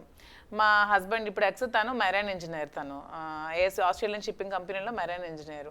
ముందు నుంచి ఫ్యామిలీస్ అన్ని వెల్ సెటిల్డ్. సో ఆస్తుల కోసం, అంతస్తుల కోసం ఆలోచించాల్సిన అవసరం మాకు లేదు. సో రాజకీయాలుగా మాకు ఇంట్రెస్ట్ ఉంది, జగన్మోహన్ రెడ్డి గారు అంటే అభిమానం కాబట్టి వాళ్ళు పిలవగానే రాజకీయాల్లోకి వెళ్ళడం జరిగింది. ఆ తర్వాత ఇవన్నీ సిచ్యువేషన్స్, మా పరిస్థితులు ఇలా మారి ఇలా మా ఇద్దరం కలిసి ఉండడం జరిగింది. సో ఇక్కడ ఆస్తుల గురించి, డబ్బుల కోసం మా ఇద్దరి మధ్యన ఎప్పుడూ ఆలోచన రాలేదు, ఎప్పటికీ రాదు కూడా. అతను ఎప్పుడు ఆ వాణికి మొత్తం, అతను అంత ఆస్తి మొత్తం వాళ్ళకి ఇచ్చేసి కట్టుబట్టలతో రోడ్డు మీదకి వచ్చారు. ఇప్పుడు నా దగ్గర ఏం లేదు, అంతా తనకే రాస్తాను. మొత్తం తనకే ఉంది. తన ప్రాపర్టీస్ అన్ని వాణికి. ఇప్పుడున్న ఇల్లు కూడా లేదు, ఇప్పుడున్న ఇల్లు తన పేరుకి రాస్తాను అనుకోండి. మిగతా మరొక ఇల్లు ఉంది, ఒక 6 to 7 crores వ్యాలిడ్ ఇల్లు, ఒక 20 కోట్ల విలువైన ఫ్యాక్టరీ, అన్ని రాసిచ్చేసి కొంత ఫైనాన్స్ క్యాష్. ఇప్పుడు వచ్చారు కట్టుబట్టలతో, అప్పుడు కాదు, ఇప్పుడు వచ్చారు అతను కట్టుబట్టలతో. ఇప్పుడు ప్యాంటు షర్ట్ ఇప్పుడు వచ్చారు మాధురి దగ్గర. భవిష్యత్తులో ఇప్పుడు అంటారు కదా అలాగా? లేదు సార్, నేనైతే నమ్ముతున్నాను మాకు అలాంటివి ఉండవు. చెప్తాను, మా ఇద్దరి మధ్యన అలాంటి ఆర్థిక లావాదేవీలు భవిష్యత్తులో ఎందుకన్నా ఇప్పుడే ఇప్పుడు పదవి లేదు నాకు. ఇప్పుడు ఈ పదవి ఉన్నా ఒకటే, లేకపోయినా ఒకటి, అపోజిషన్, డబ్బులు లేవు, ఏజ్ చూస్తే నాకు 58 ఇయర్స్, ఆమెకి 34 ఇయర్స్, జస్ట్ 35. ఇప్పుడు పుట్టినరోజు వస్తే 35లో 34 కంప్లీట్ అయ్యి 35 వస్తుంది. ఏంటి అవసరం ఉంటుంది నాతో ఉండవలసిన అవసరం? ఇక్కడ ఎథిక్స్ కాక, క్యారెక్టర్ కాక, మంచితనం కాక ఇంకే ఆలోచన ఉంటుంది చెప్పమనండి. విశ్లేషకులకి చెప్పమనండి, విమర్శకులకు చెప్పమనండి. ఆమెకి స్వార్థం ఉంది కాబట్టి నీ దగ్గరికి వచ్చింది, నీకు స్వార్థం ఉంది కాబట్టి నాలో స్వార్థం ఉండొచ్చేమో. ఎందుకంటే నాకు హెల్ప్ చేసే మనిషి నిన్న ఎవడో ఒక యూట్యూబర్ పెట్టాడు, దువార్స్ ఇట్ వాజ్ దగ్గర 1000 కోట్లు ఉన్నాయి, ఆ 1000 కోట్ల కోసమే మాధురి వచ్చింది, ఆ 1000 కోట్లు తీసుకున్నాక మాధురి మళ్ళీ వెళ్ళిపోతుంది, వాళ్ళకి ఇష్టం వచ్చింది వాళ్ళే రాసేసుకొని వాళ్ళే చేసేసుకొని ఏం మాట్లాడుతున్నారో కూడా అర్థం కాని స్థితిలో వాళ్ళు ఉన్నారు. నవ్వు వస్తుంది నాకు అవన్నీ చూసి. చివరిగా చెప్పండి, నా ఇద్దరుని చాలా వరకు పెద్దవాళ్ళు చెప్తున్నది marriages are made in heaven అంటారు. మీ లైఫ్లో చూస్తే పూర్తి భిన్నంగా ఉంటుంది. మీరు నమ్ముతున్నారా మీ ఇద్దరు? మరి ఇప్పుడు మమ్మల్ని కలిపింది అదే అనుకుంటున్నాను. This moment made in heaven అనుకుంటున్నాను. మేము ఇద్దరు అదే అనుకుంటున్నాం. మేము కలవడం అన్నది నేను అనుకుంటాను. నా మీద ఎంత అభిమానం చూపించి నన్ను అనుక్షణం నాకు నా ఉదయం లేచే దగ్గర నుంచి మళ్ళీ నిద్రపోయే వరకు భోజనాల విషయంలో కానీ, బట్టల విషయంలో కానీ, టీ కాఫీల దగ్గర నుంచి కానీ ప్రతి విషయంలో ఎంత కేరింగ్ తీసుకుని చేస్తుంది ఈ అమ్మాయి. ఏంటి సంబంధం? ఏదైనా రుణానుబంధం ఉందా, లేదా పూర్వజన్మ రిలేషన్ ఏమైనా ఉందా? నాకు అర్థం కావట్లే. ఉందంటారు ఏదైనా పూర్వజన్మ రిలేషన్ అయితే?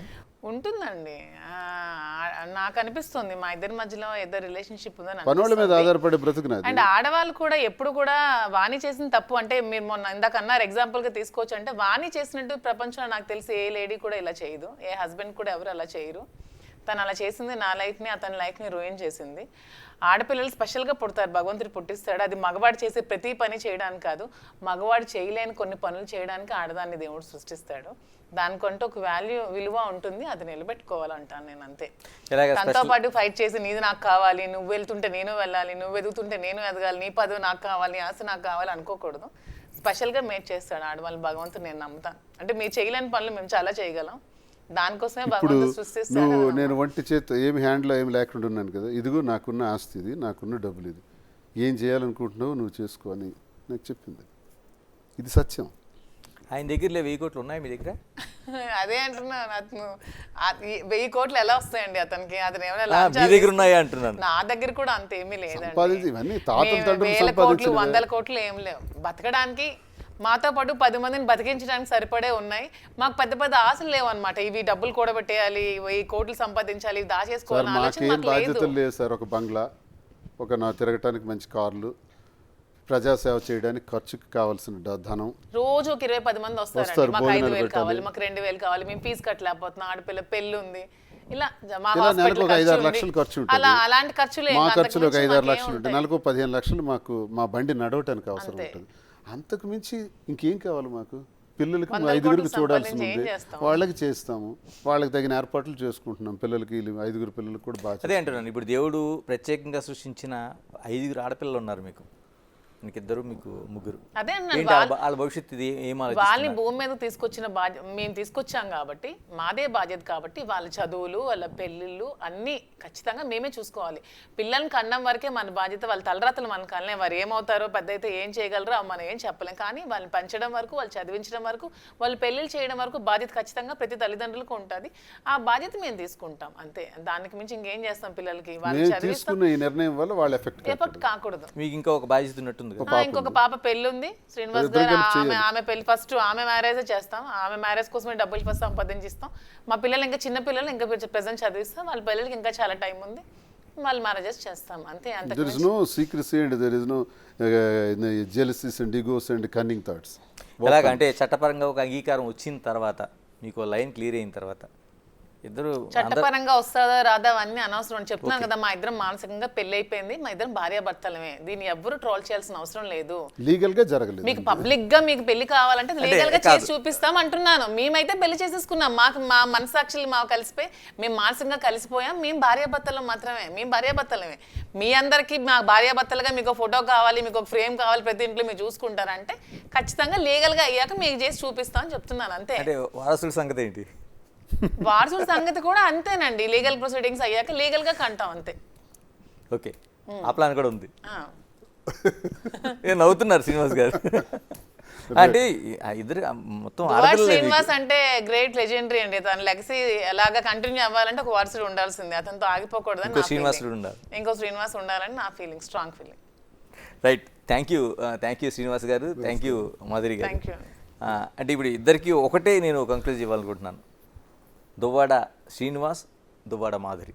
Right, all the best. అంటే సొసైటీ ఏ విధంగా మిమ్మల్ని తీసుకుంటుంది, ఏ విధంగా మీ లైఫ్ నడుస్తుంది అనేది. ఏమండి సొసైటీ అయితే మమ్మల్ని తీసుకుందండి. ఈ పిల్ల సైనికులు ఉంటారు కదా కొంతమంది, జెండా కూలీలు, జెండాలు మోసే కూలీలు, పిల్ల సైనికులు, వాళ్ళేవో ట్రోల్ చేసి పెడుతున్నారు తప్పితే సొసైటీ పబ్లిక్ మనల్ని బాగా తీసుకుంది. ఎక్కడైనా ఒక చోట ఆగిపోద్దండి అది. అంతే అంతే, వాళ్ళే ప్రజలు మాకు తీసుకున్న తర్వాత మాకు నమ్మకం ఏంటంటే ప్రజలకి వాస్తవాలు చెబితే అది వాళ్ళు అది విన్న తర్వాత కావాలంటే అగ్రభాగాన్ని పెట్టగలరు, లేకపోతే నేల మీద తొక్కేయగలరు, అధోపాతాలను. ఆ శక్తి ప్రజలకు ఉంది. అందుకే మేమేం ఆలోచించామంటే మన వాస్తవాలన్నీ ప్రజలకు చెప్దాం, వాళ్ళు వింటారు, వాళ్ళే నిర్ణయం తీసుకొని వాళ్ళే మనల్ని కాపాడుతారు. అది మా నమ్మకం. థ్యాంక్ యూ అండి, థ్యాంక్ యూ వెరీ మచ్.